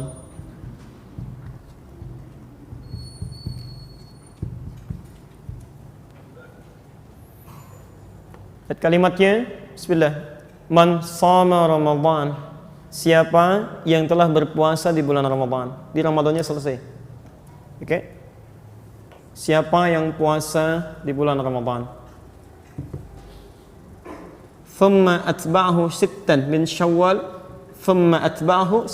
Syawal, kemudian meneruskan dengan mengerjakan puasa 6 hari di bulan Syawal. Kalimat bulannya diawali dengan kata min. Min di sini berfungsi untuk tab'id. Tab'id menunjuk dari bagian. Ya, bagian dari sesuatu. Jadi sebagian dari Syawal, nggak harus semua bulan Syawalnya. Kalau ada kata min, fokus, kemudian disandingkan dengan bentuk waktu ini seperti Syawal, maka waktu yang dimaksudkan itu tidak ada batas. Yang penting bagian dari Syawal, bisa awal, bisa tengah, bisa akhir. Di Nabi ingin menyampaikan amalan selanjutnya yang dikerjakan di bulan Syawal itu tidak pada bulan yang lainnya, ada puasa sebanyak 6 hari. Dan itu cuma di Syawal, tidak di bulan yang lainnya. Baik, waktunya menunaikan puasa 6 hari ini Di bulan Syawal silahkan pilih yang sesuai dengan kepentingan kita, kemudahan kita menunaikannya. Dari awal Syawal pembuka sampai ke akhirnya, kecuali tanggal 1. Karena tanggal 1 itu hari bahagia, hari makan. Makanya haram hukumnya puasa di 1 Syawal. Walaupun cuma qadha. Qadha pun nggak boleh, apalagi yang puasa sunnah. Jelas? Baik, jadi ada kemudian isyarat dari Nabi, amalan yang kedua adalah menunaikan puasa di bulan Syawal, waktunya 6 hari, terbentang luas dari awal Syawal sampai akhir Syawal. Kalau Anda bisa menunaikan ini selama 6 hari ini, maka Masya Allah, lihat kalimatnya, kana yasumud dahra kullahu. Alhamdulillah. Maka orang ini seakan-akan sudah mengerjakan amalan puasa sepanjang tahun. Nabi menyebut puasa 6 hari ini yang digabung dengan bulan Ramadan itu seperti halnya mengerjakan puasa sepanjang tahun, selama setahun. Nilainya. Ya, nanti kita bahas dari mana dapatnya angka 1 tahun ini. Paham sampai sini? Baik, yuk kita mulai teruskan bahasanya. Dari mana dapat angka 1 tahun ini? Pertama, kita ambil kaidah dulu dalam hadis riwayat Al-Bukhari. Di Kitabus Siyam, nomor hadis yang pertama, hadisnya qudsi. Posisi paling kiri sebelah atas di kitabnya. Lihat, wal hasanatu bi asyri amsalihha. Setiap kebaikan yang dikerjakan oleh orang puasa itu berganda 10 kali lipat. Kalau di Ramadan 10 kali hari biasa. Kalau dia kerjakan 10 kali lipat amalannya. Jadi nilai 1 sama dengan berapa? 10. Kalau bahasa Qur'annya, man jaa bil hasadati falahu asyru amsalihha. Setiap mengerjakan satu kebaikan itu sama dengan 10 kali lipat nilainya, 10 kebaikan. Sekarang perhatikan sini. Kalau kita puasa Ramadan berapa lama? Sebulan. 29 sampai 30 hari. Ambillah kemudian yang bulat misal. Ambil yang bulat 30 hari. Baik, jadi kalau sekali puasa berapa nilainya? 10 kali biasa. Sekarang 30 kali puasa. Kali 10 berapa? 300. Masya Allah. Saya mau tambah 6 hari dalam Syawal. Tambah 6. Kalau satunya 10, 6 kemudian dikali 10 jadi berapa? 60. Masya Allah. 300 tambah 60? 360. 1 tahun ada berapa hari? Dalam Hijriah 353 hari. 353 hari. Maka bayangkan, ketika kita puasa tambah dengan Syawal, seperti halnya orang punya amalan sebanyak 360. Itu yang disebutkan dalam bahasa Nabi, orang yang puasa Ramadan tambah 6 hari seakan-akan puasa selama setahun. Paham ya? Dia punya pahala seperti orang puasa selama setahun. Jadi diurut, kalau satunya berbanding 1, ini 360. Jelas ya? Maka Anda dapat Ramadan selama sebulan 30 kali 10, 300, kemudian tambah dengan 60, 360 dan dapat hitungan pahala yang luar biasa. Nah, tapi persoalannya kita belum turunkan ke hukum fikihnya. Nabi menyebutkan waktunya dari terbentang luas di bulan Syawal, dari awal Syawal sampai akhir Syawal. Nah, sekarang persoalannya, tidak semua orang bisa menemukan waktu yang sama untuk berpuasa.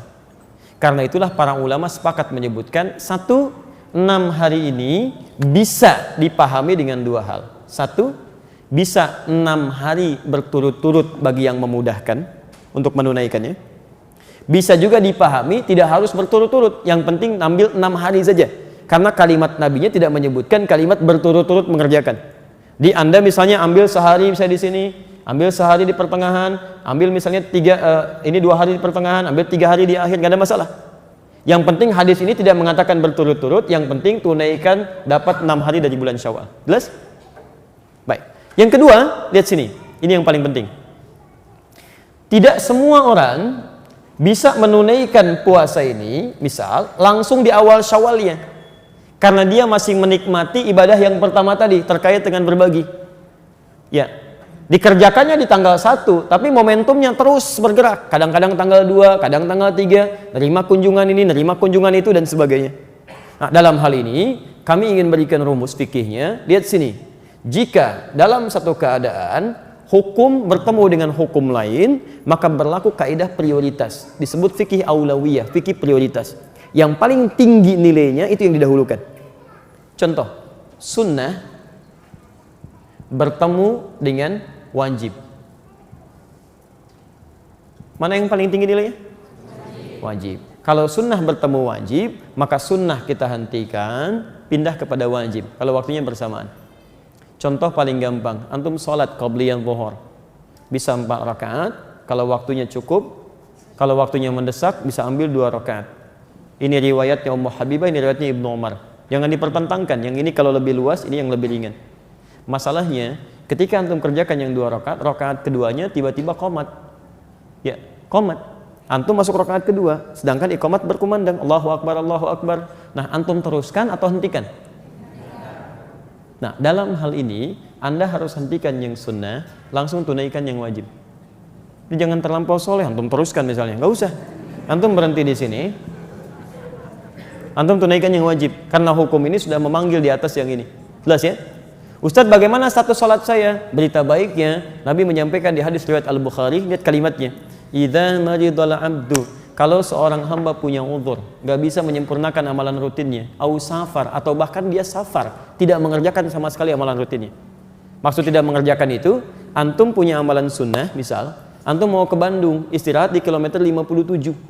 Begitu sampai di kilometer 57, macet luar biasa, antum jamaah qashar, zuhur dengan asar dipertemukan di waktu zuhur, tunaikan 2 rakaat 2 rakaat. Begitu antum selesai, masih ada kesempatan luas misalnya untuk sholat sunnah, ya sambil menunggu jalanan lewat dan lenggang. Ada kesempatan, antum sholat sunnah lagi nggak? Tidak usah, nggak usah sholat sunnah. Awas, hati-hati. Yang fardu aja dikurangi, masa mau tambah dengan sunnah? Jadi jangan terlampau berlebihan di sini, ya. Jadi antum tidak kerjakan sholat sunnah, karena yang fardu aja dikurangi. Nah, kalau anda terbiasa mengerjakan sholat sunnah sebelumnya, itu anda nggak kerjakan sholat sunnah, pahala sholat sunnahnya dituliskan sempurna. Sempurna. Persis kasus yang ini, antum sholat sunnah, begitu rakaat yang kedua, iqamah yang wajib berkumandang, Allahu Akbar, Allahu Akbar. Saat antum hentikan, pahala antum dituliskan sempurna, walaupun belum menyempurnakan sholatnya. Tapi bukan untuk direncanakan, besok-besok sholat sunnahnya semenit lagi sebelum qomat. Dia begitu takbir, Allahu Akbar, Allahu Akbar, Allahu Akbar, lumayan. Nah, itu nggak tepat. Nah, itu tidak tepat. Jadi saya kembalikan ke sini. Sunnah bertemu dengan fardu, ini sudah diketahui. Sekarang sunnah ketemu sunnah, mana yang dahulukan? Ya sunnah, ini juga sunnah ya. Baik ya. Nah, lihat status sunnahnya. Ada yang muakkadah, ada yang sunnah ghair muakkadah, yang adiyah. Ada yang ditekankan, muakkadah itu sangat ditekankan. Ada yang adiyah, yang biasa. Misal, mohon maaf, bersalaman itu sunnah adiyah dimanapun diterapkan. Tapi pasca sholat yang sangat ditekankan sunnahnya zikir. Jadi begitu antum salam, assalamualaikum, assalamualaikum, yang diutamakan zikir dulu, salamnya belakangan. Karena sunnah muakkadah bertemu dengan adiyah di sini, ghair muakkadah. Nah, dalam konteks ini, misal ini masih paham. Tapi kalau muakkadah ketemu muakkadah, mana yang dahulukan? Ini sangat ditekankan, ini sangat ditekankan. Mana yang dahulukan? Maka rumusnya ambil yang maslahatnya paling banyak. Ambil yang maslahatnya paling banyak. Contoh, puasa 6 hari di bulan Syawal, sunnahnya apa? Muakkadah, sangat ditekankan. Tapi memenuhi undangan orang untuk dijamu pun sama, muakkadah, sangat ditekankan. Ada undangan makan, sedangkan kondisi antum saat puasa. Ketika antum sedang puasa, tiba-tiba diundang orang lain dan antum hadir disuguhi makanan, nah, mana yang paling penting antum pilih? Buka atau teruskan puasanya? Nah, di sini antum jangan tahan puasa, antum mesti buka. Buka. Dan di sini antum dapat pahala double. Pertama, pahala dari kesungguhan ikhtiar niat puasanya, dapat pahala, dan di sini pahala memenuhi jamuan orang lain. Ini jangan dipertahankan, antum buka di situ. Antum buka. Jelas ya? Nah, karena itu umumnya orang-orang di awal-awal bulan Syawal itu, walaupun tidak semuanya, hukum ini nggak berlaku sama. Ya, kalau antum di awal bulan Syawal dihadapkan pada kondisi ini, sedang puasa, tiba-tiba diundang buka, antum datang aja buka, makan. Ya, tapi tidak semua hukumnya sama. Jangan disimpulkan awal puasa jangan puasa, itu nggak boleh. Karena orang padang pasir dapat dari mana tamunya? Tiap hari ketemu unta, tiap hari ketemu pasir gitu kan? Nah, tidak harus dipaksakan dia kemudian mesti berbuka, tidak. Ini beda situasi. Tapi maksud saya, kalau antum dihadapkan pada situasi seperti ini, maka antum dahulukan buka, antum dapat bagian 2 kali puasa di situ. Dua kali pahala. Pahala untuk puasanya dan pahala bukanya. Salman Al-Farisi diundang oleh Abu Darda. Dua-duanya sahabat mulia. Dan dua-duanya punya kebiasaan unik. Abu Darda ahli puasa, Salman ahli puasa. Dua-duanya sahabat Nabi, saling mengerti, dan dua-duanya memuliakan tamu. Antum tahu apa yang terjadi? Abu Darda ketika kedatangan Salman, maka sunnahnya dilakukan. Apa itu? Bikin makanan. Tapi Abu Darda masih puasa. Ya, Salman dihidangkan makanan. Dan Salman tahu kebiasaan Abu Darda. Maka disinilah kemudian Salman mengatakan, lihat rumusnya, kata Salman, ayo kita makan sama-sama. Abu Darda menguji, saya puasa. Kata Salman, saya nggak mau makan sampai kamu makan dengan saya. Apa yang dilakukan keduanya? Dua-duanya sama-sama buka. Padahal Salman puasa, dihidangkan makanan. Ya. Dan Abu Darda puasa. Ketika Salman datang, Salman makan, Abu Darda makan. Lihat, dua sahabat Nabi, dua-duanya puasa, dua-duanya menerapkan hukum sunnah. Satu menyiapkan makanan, satu puasa buka, yang satu lagi menemani orang buka. Dua-duanya buka. Masya Allah. Itu yang paling enak ya. Baik, Ustadz Koyana kalau kedatangan tamunya pas jam 5 sore. Baik. Ya lihat rumusnya ya, jadi disesuaikan dengan keadaan. Tapi antum juga jangan kerjai orang lain, ngundang orang puasa ya, suruh makan, begitu sedang makan, antum nggak makan, saya puasa, ya, itu nggak boleh. Itu tidak perkenankan. 3, yang terakhir. Kita bergerak untuk ke ujung talim kita. Di akhir talim kita, yang terakhir yang ketiga. Sebelum ke yang ketiga sebentar untuk akhwat. Selesai Ramadan kemudian masih memiliki utang puasa. Mana yang didahulukan? Qadha atau kemudian sunnah? Dan di sini ada dua pendapat ulama. Yang pertama mengatakan dahulukan dulu qadhanya. Karena itu statusnya wajib hutang dengan prinsip tadi. Baik, jadi utang itu harus dilunasi, dibayar, dahulukan dulu qadha baru kemudian sunnah. Tapi ada ulama juga yang memberikan pandangan yang kedua. Mereka berpendapat boleh bagi yang khawatir kehilangan puasa sunnahnya Syawalnya karena waktunya terbatas Syawal, sedangkan qadha terbentang sampai Ramadan berikutnya, maka dia boleh mendahulukan yang Syawal dulu, kemudian setelah itu baru tunaikan yang qadha. Dalilnya diambil dari kejadian yang menimpa Sayyidah Aisyah radhiyallahu taala anha. Beliau pernah mengqadha puasanya di bulan Sya'ban yang ketika berjumpa dengan Ramadan berikutnya. Jadi ini pandangan yang mutasahilin, yang meringankan. Tapi kalau Anda tanya pendapat saya lebih memilih pendapat yang pertama di antara dua ini. Jadi dahulukan dulu qadha, kemudian puasa sunnahnya. Insya Allah di sini pahala pun Allah berikan ya kepada orang yang berniat untuk mengerjakan satu amalan, tapi karena ada yang lebih prioritas maka ini pun akan dinilai sebagai pahala kebaikan. Kenapa? Karena mohon maaf, Anda menunda ibadah wajib belum tentu Anda bisa menjamin hidup di hari selanjutnya. Ketika Anda tunda, Anda meninggal, Anda mau bayar pakai apa gitu kan? Jelas di sini ya? Baik, ketiga. Amalan terakhir yang ditunjukkan di bulan Syawal tapi berlaku sampai pasca Syawal. Ada di Quran surah ke-30 ayat ke-30. Quran surah 30 ayat 30. Tafsirnya, keterangan Nabi-nya ada di hadis riwayat Muslim, nomor hadis yang ke-8. Ya, kalau antum punya yang bahasa Arabnya, Syarah Imam An-Nawawi jilid pertama di kitab Al-Muqaddimah, pembahasan Muqaddimah, hadis nomor ke-8, posisi paling kiri sebelah atas. Baik, saya bacakan ya. Baik, amalan yang ketiga, lihat kalimatnya, fa'aqim wajhaka lid-dini hanifa. Maka hadapkanlah dirimu ke dalam ketentuan syariat din hanifa dengan lurus dan benar. Lihat amalannya. Hadapkan dirimu, maksudnya mulailah serius mengerjakan tuntunan syariat hanifa dengan lurus dan benar. Nah, ketika Anda mulai mengerjakan tuntunan syariat dengan benar ini, lihat, fitratallahi allati fataran nasa 'alaiha. Itulah fitrah yang telah Allah tetapkan saat Allah menciptakan manusia. Tolong Anda fokus ya, karena ini tidak mudah untuk menjelaskannya. Semoga Allah berikan kemudahan. Perhatikan sini. Ini tidak mudah menguraikannya, seperti juga tidak mudah untuk menghapus tulisannya.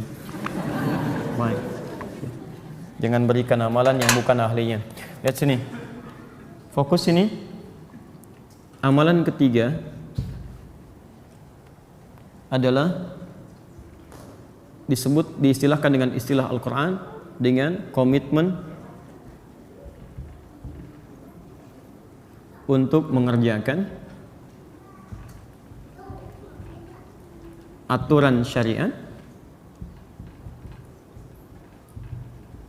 komitmen mengerjakan aturan syariat, bukan komitmen biasa, dengan cara yang hanif.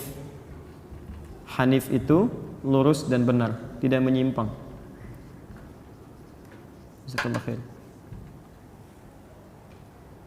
Nah, ketika Anda komitmen mengerjakan tuntunan syariat, aturan syariat itu dengan lurus dan benar, itu oleh Allah disebut fitrah. Fitrah kehidupan kita. Ternyata saat kita diciptakan itu penciptaan kita, tujuan utamanya untuk menjadikan kita memenuhi aturan syariat untuk ibadah.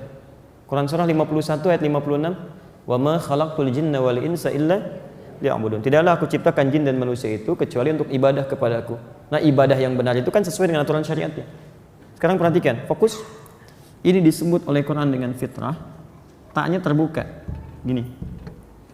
Fitratallahi allati fataran nas 'alaiha. Sedangkan fitrah ini seakar dengan kata fitrun. Fitrun materinya, hasilnya disebut dengan fitrah. Akar katanya disebut dengan fatara. Sifat Allah yang memiliki sifat ini disebut dengan fatir. Sekarang perhatikan, ketika Nabi Ibrahim bertekad memenuhi tuntunan syariat, meninggalkan semua sembahan kaumnya, bahkan beliau meninggalkan matahari, meninggalkan bulan, meninggalkan segalanya untuk menuju kepada Allah, beliau menyebutkan kalimat fatara ini yang kaitannya dengan fitrah. Quran surah ke-6 ayat 79, supaya terukur dengan ini Qurannya. Quran surah ke-6 ayat 79.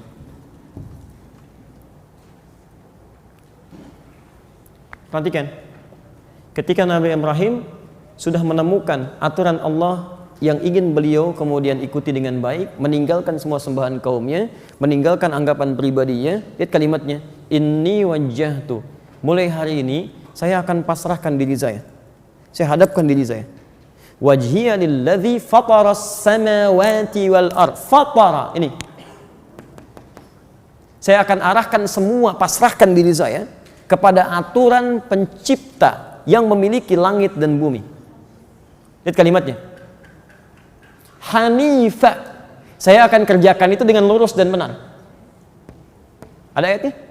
Quran surah ke-6 ayat 79. Ada ayatnya? Baik, fataranya disebutkan, hanifnya disebutkan. Fatara kata kerjanya, perhatikan. Fitrun ini kata bendanya, materinya. Fitrah ini sifatnya.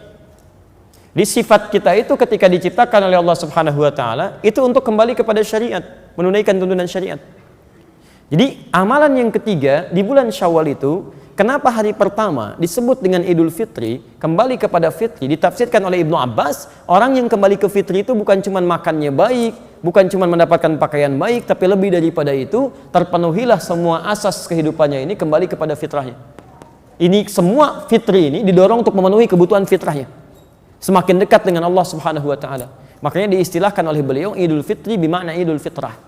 Dikembali kepada fitri itu ditunjukkan dengan bukan hanya ada perubahan dari segi penampilan dan makanan, tapi perubahan dari segi fitrahnya. Apa fitrahnya ini? Ini fa'aqim wajhaka lid-dini hanifa. Punya komitmen untuk kembali pada aturan syariat. Bukankah saat Ramadan kita dilatih untuk kembali pada aturan syariat? Silakan Bapak Ibu cek. Aturannya saat Ramadan nggak boleh berdusta. Lisan kita bicara yang baik-baik. Begitu diajak mau marah, tahan. Kenapa nggak balas marah? Nanti nunggu maghrib. Masya Allah, nunggu maghrib tuh. Habis maghrib lupa, ya kan? Itu latihan. Dilatih, tangan bergerak pada yang baik. Nah, latihan itu tujuannya apa? Supaya saat di awal Syawal dia komitmen untuk berubah, dan perubahan itu dibawa sampai pasca Syawal.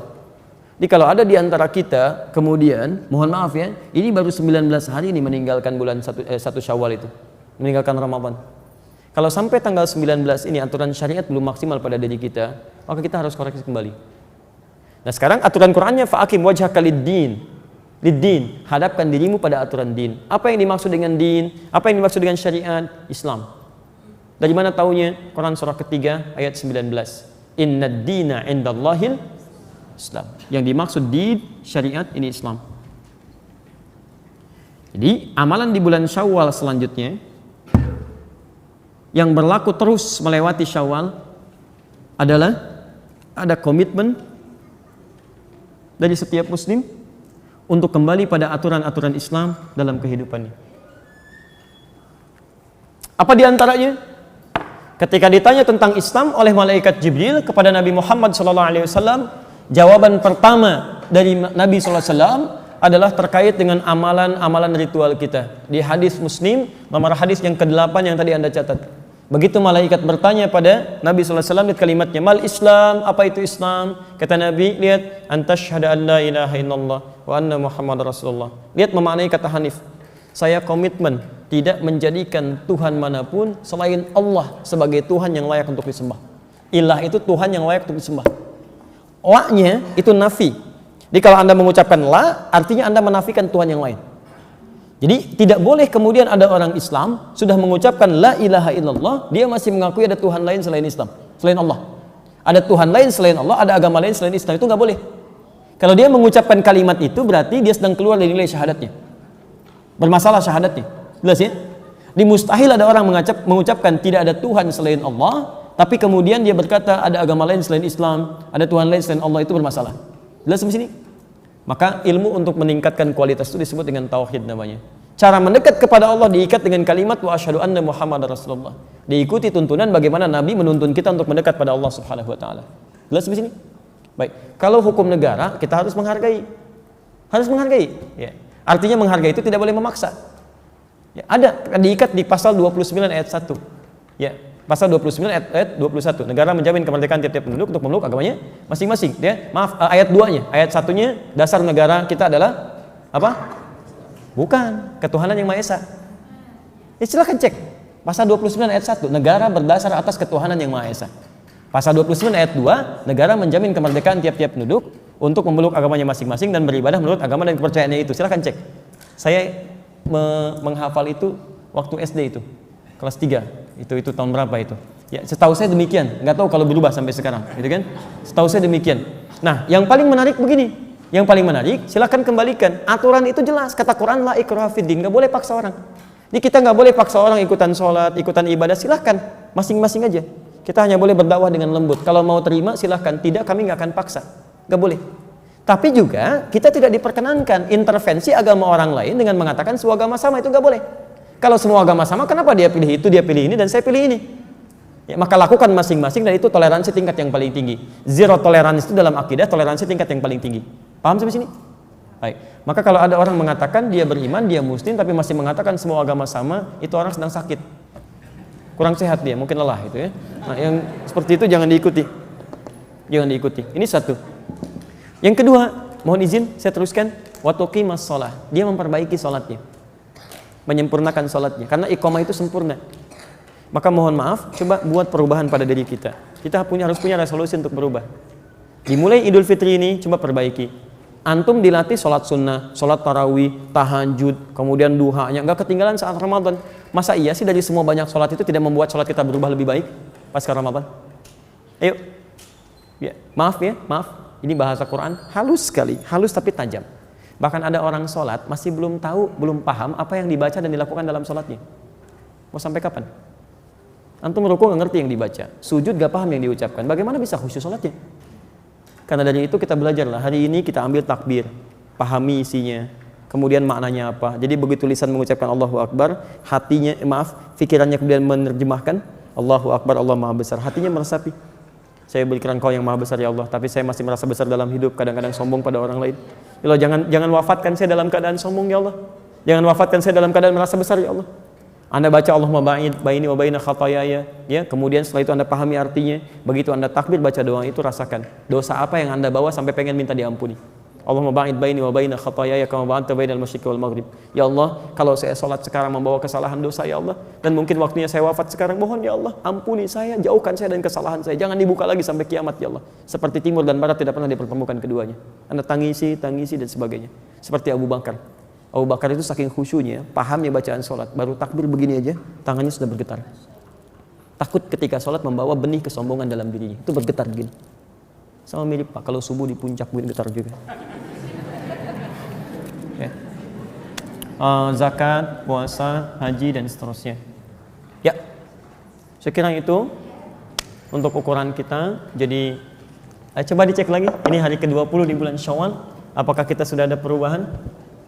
Apakah sudah berbagi dalam kebaikan? Dan saya simpulkan di akhir untuk penekanan. Mohon maaf, urusan ibadah masing-masing. Tapi kalau urusan untuk bersedekah, berbagi itu lintas akidah. Saya ingatkannya lintas akidah. Jadi kalau urusan untuk infak, berbagi, memberikan kepada yang lain, mohon jangan dibatasi orang Islam saja. Ya, mau bagi-bagi kue, kok saya nggak kebagian Bu? Ibu kan bukan Islam, nggak boleh. Ya, Anda bagikan. Karena lihat semua hadis Nabi tentang pemberian tidak mengikat dengan akidah. Umumnya tidak mengikat dengan akidah. Pernah dengar hadis ini? Siapa yang masak masakan dan baunya sampai pada tetangganya, maka bagilah tetangganya walaupun cuma kuahnya. Oh, Masya Allah. Itu maksud hadisnya kalau ibu masak kuahnya saja. Itu maksudnya. Ya, supaya dia tidak suudzon kepada Anda. Oh, dia masak opor, kok nggak bagi-bagi padahal cuma kuahnya. Ya, tapi kalau Anda masak dengan opornya, ya bagikan porsi yang sesuai. Tapi mohon maaf, hadis itu tidak pernah menyebutkan kalau tetangga Anda Muslim, tidak. Anda mungkin tinggal di sini, tetangga Anda mungkin ada yang Kristen, yang Hindu, yang Buddha, bagi dia. Berikan makanan. Begitu Anda antarkan, Masya Allah, ibu kok baik banget ya. Oh, bukan baik, ini karena Allah perintahkan saya untuk berbagi. Ini karena Nabi saya yang minta. Terus kalau Nabinya nggak minta bagaimana Bu? Tidak, Nabi tidak mungkin begitu. Pasti berikan kebaikan. Besoknya dia tanya, mungkin masuk Islam. Anda niatkan, ini bagian dari hidayah. Ya, bahkan lebih dalam lagi, saya tadi sampaikan di live school, di beberapa tempat saya sampaikan, bahkan Anda punya pohon pun, mungkin ada pohon-pohon, ada buahnya, ke tetangga Anda walaupun non-muslim. Itu kalau buahnya sampai ke tetangga Anda, hukumnya hakun musytarak, hak bersama. Usahakan sebelum lisannya keluar minta izin, Anda sampaikan. Jadi begitu buahnya berbuah, Anda sampaikan, Pak, Bu, mohon maaf, kenapa? Itu kalau nanti buahnya tumbuh, berbuah dan sudah matang, gak usah minta izin, petik aja, ambil. Oh, saya mencuri dong. Tidak, ibu sudah ngambil, itu hak kita bersama. Dari mana ketentuannya? Itu Nabi saya yang sampaikan. Quran yang berikan aturannya. Boleh saya lihat, tunjukkan. Dia belajar, mungkin masuk Islam. Masuk Islam. Ya, besoknya ayam Anda masuk ke tempat dia. Luar biasa lah. Baik, saya cukupkan sampai di situ deh, nggak saya teruskan. Bismillah, kita berikan waktu supaya ada persiapan nanti ke asar. Jadi 5-10 menit ke depan ya. Ustaz, bolehkah niat puasa sunnah Senin Kamis disatukan dengan niat puasa Syawal? Masya Allah, nggak mau rugi ya. Baik. Saya lakukan satu kaidahnya. Ada ulama yang membolehkan menyatukan. Ada yang membolehkan, silahkan disatukan dalam satu bagian. Tapi juga ada yang memisahkan karena satu niat untuk satu amalan. Tapi ingat, ketika Anda berpindah pada amalan yang lebih tinggi, maka amalan rendah itu akan ikut pahalanya. Misal, amalan rendah ke yang lebih tinggi misal. Amalan rendah itu kalau setiap saat bisa dilakukan, misal Senin Kamis, setiap Senin dengan Kamis. Begitu Anda puasa Senin Kamis, Anda mendapati puasa Syawal misalnya. Ya, berkaitan dengan puasa Seninnya, Anda niatkan Syawalnya, itu Seninnya otomatis dituliskan pahalanya. Karena kebiasaan Anda sudah mengerjakan itu. Nah, rumusnya pindahkan amalan yang rendah, pindah ke yang tinggi. Begitu mengerjakan di yang tinggi di satu yang bersamaan, maka amalan yang biasanya yang rendah sudah dituliskan pahalanya. Jangankan yang ini, Anda puasa Senin Kamis misal. Terus Anda pindah ke puasa Daud. Puasa Daud. Ya, jadi ketika Anda puasa Daud, bisa Senin puasa, Selasa tidak. Rabu puasa, Kamis. Anda biasa puasa Senin Kamis. Nah, Kamisnya nggak usah puasa. Nggak usah puasa. Ingat, puasa Senin, Selasa tidak. Rabu puasa, Kamis tidak. Jangan Kamis Anda puasa lagi. Karena Daud itu puasa sehari, puasa tidak. Sehari lagi tidak. Nah, Anda kalau sudah pindah Senin Kamis, berpindah ke puasa Daud, kebiasaan Senin Kamisnya itu sudah tercover di puasa Daudnya. Jadi walaupun puasa Kamisnya Anda tidak puasa, nah Anda sudah dihitung berpuasa karena kebiasaan Anda sebelumnya. Hadisnya yang tadi di Al-Bukhari, "Idza maridal 'abdu aw safar kutiba lahu mithla ma kana 'alaihi muqiman shahihan." Jelas ya? Di Anda nggak usah menyatukan dua niat bersamaan. Kalau ibu sudah terbiasa puasa sunnah Senin Kamis, kemudian puasa Syawal di hari itu puasanya diberikan seketika. Yang paling hebat, Anda biasa puasa Ayyamul Bid, puasa Senin Kamis, tiba-tiba puasa Syawalnya Anda kerjakan di hari itu. Hari Senin, pada hari itu ada puasa biasa Anda Senin, ada Ayyamul Bidnya, kemudian Anda puasa Syawalnya. Itu 3 puasa pahala dituliskan seketika. Mana yang lebih utama, mendengar murattal atau kajian? Bergantung kebutuhannya. Kalau dari tingkat keutamaannya, kajian lebih utama. Karena kajian itu memberikan pemahaman ilmu. Sedangkan ilmu hukumnya lebih tinggi dibandingkan dengan ibadah-ibadah sunnah. Bahkan sholat, kalau ada sholat sunnah dengan ada thalabul ilmi, itu thalabul ilmi lebih tinggi nilainya dibandingkan sholat sunnah. Lebih tinggi. Nah, mendengarkan murattal, kalau sekedar Anda mendengarkan dengan memahami isinya, itu lebih penting memahami isinya. Saya beri contoh begini misalnya. Kalau ibu mendengar murattal ada pahalanya enggak? Halo? Kalau tidak tahu katakan Allah alam gitu. Baik. Kalau baca murattal ada pahalanya. Baca murattal ada. Setiap hurufnya berapa? 10 kebaikan. Lihat, baca ada pahala ketika baca 10 kebaikan. Kalau Anda cuma mendengar saja dapat pahala dari situ, pahala mendengarkannya. Ya. Ada 2 ayat di sini yang paling menarik. Satu Quran surah ke-8 ayat kedua. Wa idza tuliyat 'alaihim ayatuhu zadatuhum imana. Ada orang kalau dia mendengar bacaan-bacaan Quran bertambah keimanannya. Jadi ada orang-orang tertentu yang ketika mendengar murattal Quran ada getaran pada imannya, nah itu melahirkan pahala lebih dibanding dia. Ya, pahala lebih. Ada yang kedua, wa idza quri'al Qur'anu fastami'u lahu wa ansitu la'allakum turhamun. Jika dibacakan Quran kepada Anda, maka simak dan dengarkan agar kalian mendapatkan rahmat. Jadi orang yang mendengarkan bacaan Quran mendapatkan rahmat Allah Subhanahu wa taala. Lihat, Anda mendengar murattal Quran, rahmat Allah diturunkan kepada Anda.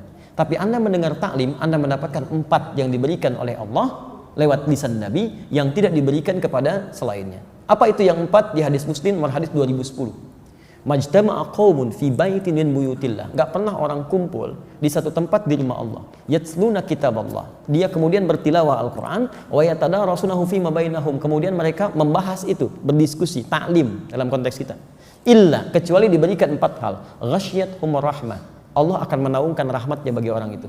Anda mendengar bacaan murattal Quran, rahmat Allah diturunkan. Anda ikut kajian, ikut taklim, rahmat Allah dinaungkan pada Anda. Lihat sini, apa bedanya naungan dengan turun? Perhatikan, ini satu tempat. Rahmat Allah turun. Kalau turun itu kan bisa di sini, bisa di sini, bisa di sini kan? Halo? Baik ya? Ini kalau masuk di sini yang lain kan nggak kena kan? Tapi kalau dinaungi itu kan semuanya kena. Perhatikan, Anda mendengar bacaan Quran, rahmat Allah turun pada Anda yang di sana belum tentu dapat. Tapi kalau taklim, rahmat Allah dinaungkan, semua kena naungan. Satu. Yang kedua, nazalat alaihimus sakinah. Allah berikan sakinah, ketenangan pada jiwa orang yang belajar. Ketenangan. Orang Anda mendengar bacaan Quran, iman Anda meningkat. Ada getaran pada jiwa. Tapi kalau Anda mendengarkan bacaan-bacaan dari taklim, dari pelajaran, bukan cuma meningkat iman, tapi ada ketenangan dalam diri Anda. Ini hadis kata para ulama menunjukkan 2 hal. Satu, faidah taklim, mendapatkan kelebihan lebih. Yang kedua, memberikan gambaran taklim yang benar. Taklim yang benar itu berdampak pada ketenangan jiwa. Jadi kalau Anda belajar dimanapun tidak membuat hati Anda tenang, jauh dari Allah, berarti taklim Anda belum sempurna. Tinggalkan, cari yang lebih baik. Termasuk dengan saya, kalau saya tidak memberikan materi yang bisa menenangkan jiwa Anda, mendekatkan Anda kepada Allah, tinggalkan saya, cari guru lain. Cari guru lain. Saya tidak akan katakan harus ikut dengan saya, tidak. Cari guru lain, ambil faidahnya dan dekatkan diri Anda dengan Allah. Yang ketiga, wahafathumul malaika. Orang yang ikut taklim itu dikerumuni oleh malaikat. Dan yang keempat, wa dzakarahumullahu fi man indah. Disanjung-sanjung oleh Allah sampai selesai taklimnya di sekitar makhluk yang ada di sekitarannya. Anda bayangkan, Anda mendengar murattal Quran cuma mendapatkan 1, rahmat Allah. Tambahan bonusnya getaran jiwa.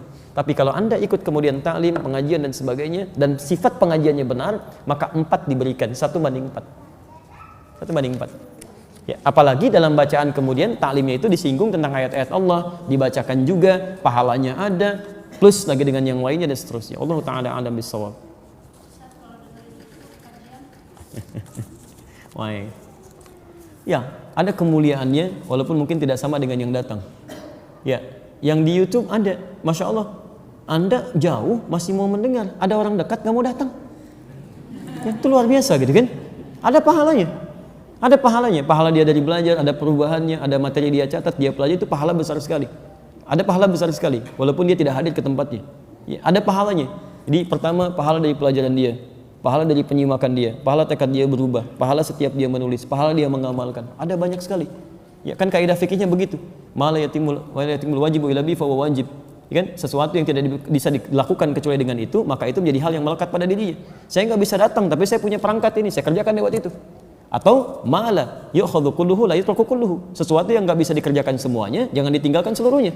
Saya nggak bisa datang, tapi saya bisa simak dari sebagian tayangannya. Boleh, silakan. Itu ada pahalanya untuk kita semua. Ada pahalanya insya Allah. Tapi kalau Anda masih bisa hadir dan bisa Anda jangkau, maka pahalanya lebih banyak lagi. Ada di Ibnu Majah nomor hadis 233. Riwayatnya dari Abu Darda. Man salaka tariqan yaltamisu fihi ilman, satu, sahalallahu lahu tariqan ilal jannah. Siapa yang menyiapkan dirinya, bersiap-siap menempuh jalan untuk belajar sampai datang ke tempat tujuan, setiap langkahnya akan dihitung kata Nabi untuk meringankan langkahnya ke surga saat di akhirat. Yang kedua, wa innal malaikata la tad'u ajnihataha ridwan li talabil ilmi. Dan para malaikat kalau Anda tahu, sejak Anda berangkat dari tempat Anda tinggal itu membentangkan sayapnya, memberikan ridho kepada Anda sampai Anda pulang lagi. Ya, hanya dijadikan gaib, tidak tampak pada pandangan kita oleh Allah supaya kita nggak khawatir. Kalau ditampakkan malaikatnya begini, Anda nggak akan berangkat tuh.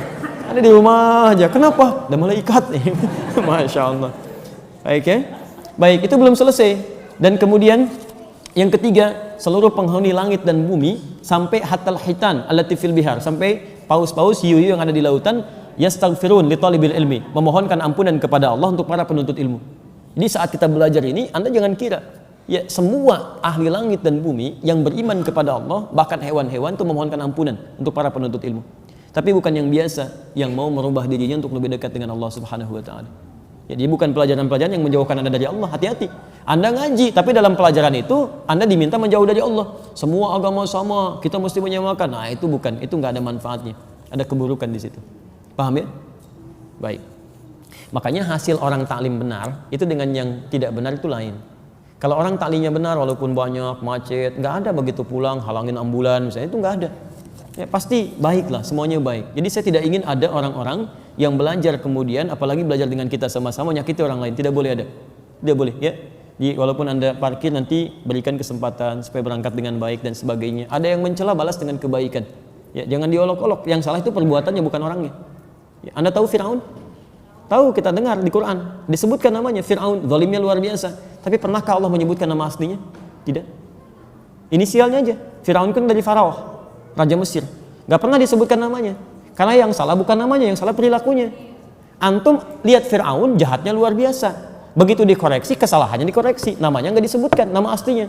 Ada orang tidak sejahat Fir'aun, tapi antum celah namanya luar biasa.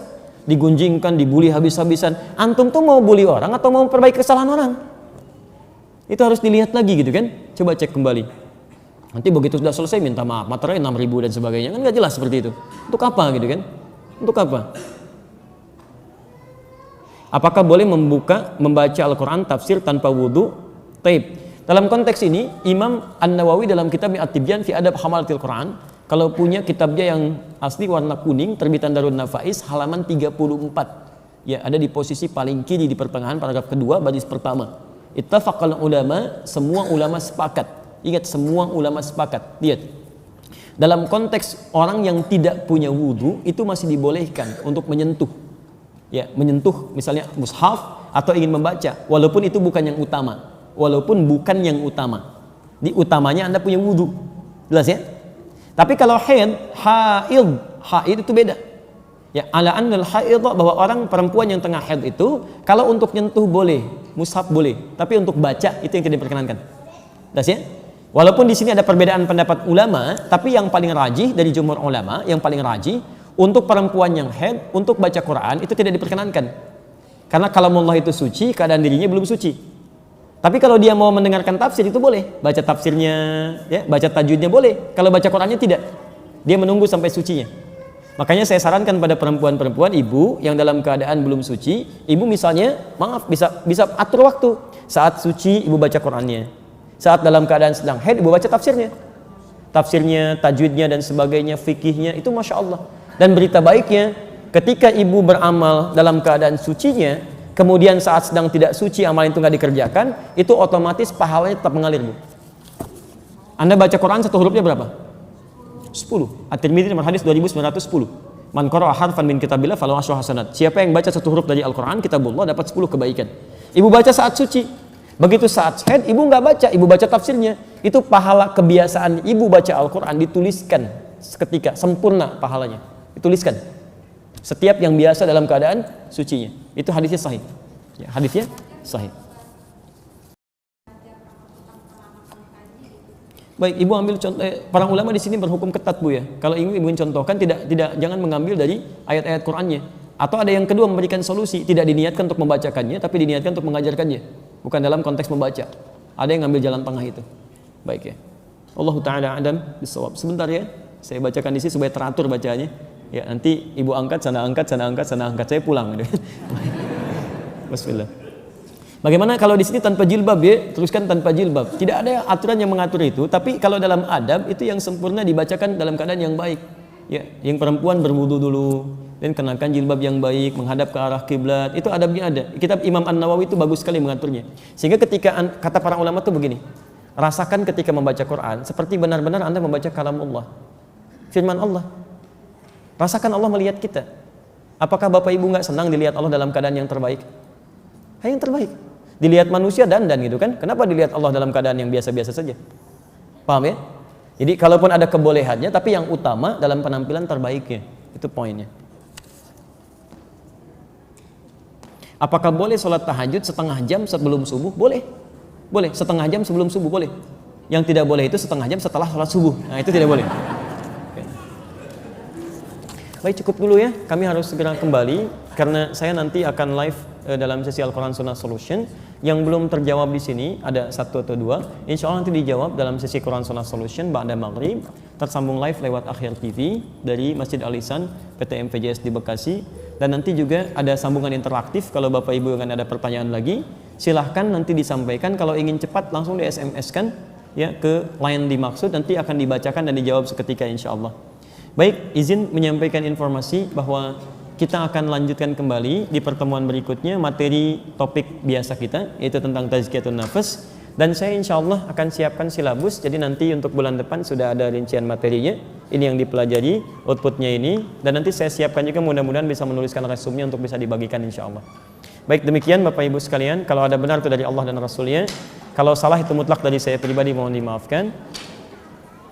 Satu lagi, bagi yang ingin mendalami materi tadi, belum tersambung, nanti saya hari Sabtu akan menyampaikan ulang dengan yang lebih detail dan ada PowerPoint-nya. Itu nanti bisa di-download. Tapi mohon izin mungkin agak jauh, saya sampaikan dari Malaysia yang tersambung lewat Akhir TV nanti insyaallah.